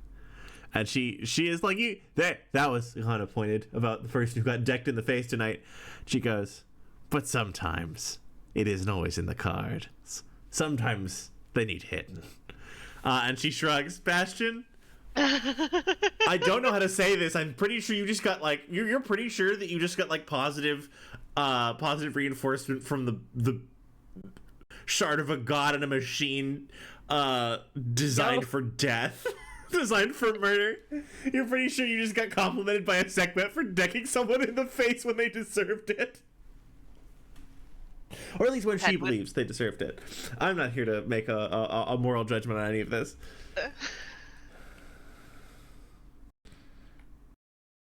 Question smiles.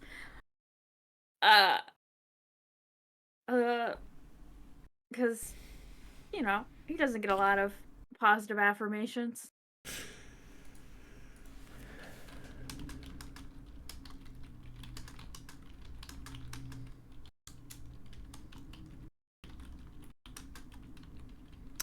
Are there any other things people want to do closing out the evening? I think Bastion's gonna start walking home. No. Oh yeah, he can just do that. Yeah. It's a bit of a ways from here, but like you can just do that. Yeah. Bastion's gonna walk home in the dark.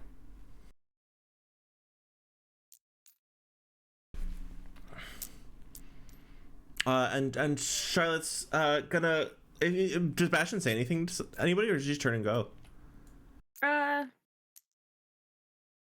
Well, I think Bastion drank that whole drink very quickly. Yeah. That was thrown at him, so no. I think he says I think if he notices Charlotte like ask him a question, he would say something, but No, she's gonna let you go. She's gonna turn to Olmo. And Charlotte's gonna be like, does he need a chaperone? It probably wouldn't hurt. She nods. Charlotte, you like there's a sort of a confidence and a squareness in Charlotte's shoulders that was maybe like a little less present. You feel like you can see that like after tonight she's like feeling a little bit more grounded in the world. She nods to you and she rushes after Bastion to help him get home.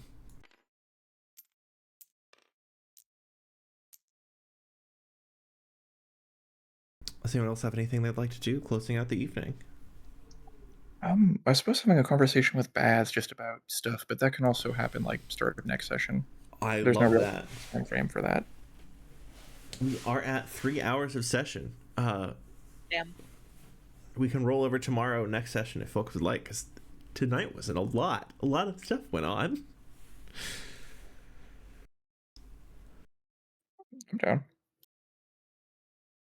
Yeah. Seems reasonable to me. Seems like a natural point. Yeah, do we want to close for the evening? Mm-hmm. All right. Well, thank you everyone for joining us for Divine Right of Kings. I am so impressed with everyone at this table tonight.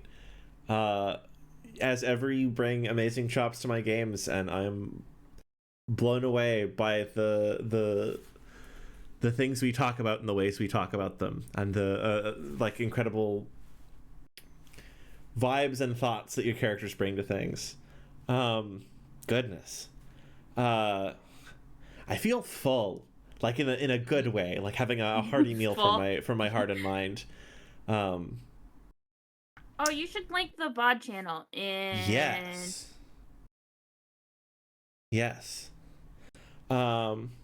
Okay. And before we fully sign off, we are here every Monday at 7 p.m. Pacific. I can remember the names of bodies of water. 7 p.m. Pacific. There's also a VOD channel we have. I'm gonna put a link to it. I'm gonna make sure there's a link beneath the channel. I haven't done good Twitch setups yet, so on the docket.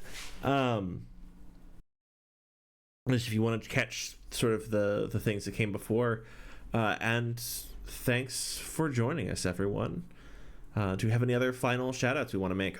Other shout out. Bright Eyes had their handle spelled wrong on the UI before, and I'm terribly sorry about that. It has been fixed. It is Bright EY3S, as opposed to EYES. This is Bright ES. Oh, No, Fridays is wonderful. don't do that He to streams me. cool stuff over on his channel. You should go check him out. He's very cool. And as are all of you, I hope you all have a wonderful week, and I will see you next time for the next episode of Divine Right of Kings. Thank you, everyone. Bye. Bye. Bye, everyone.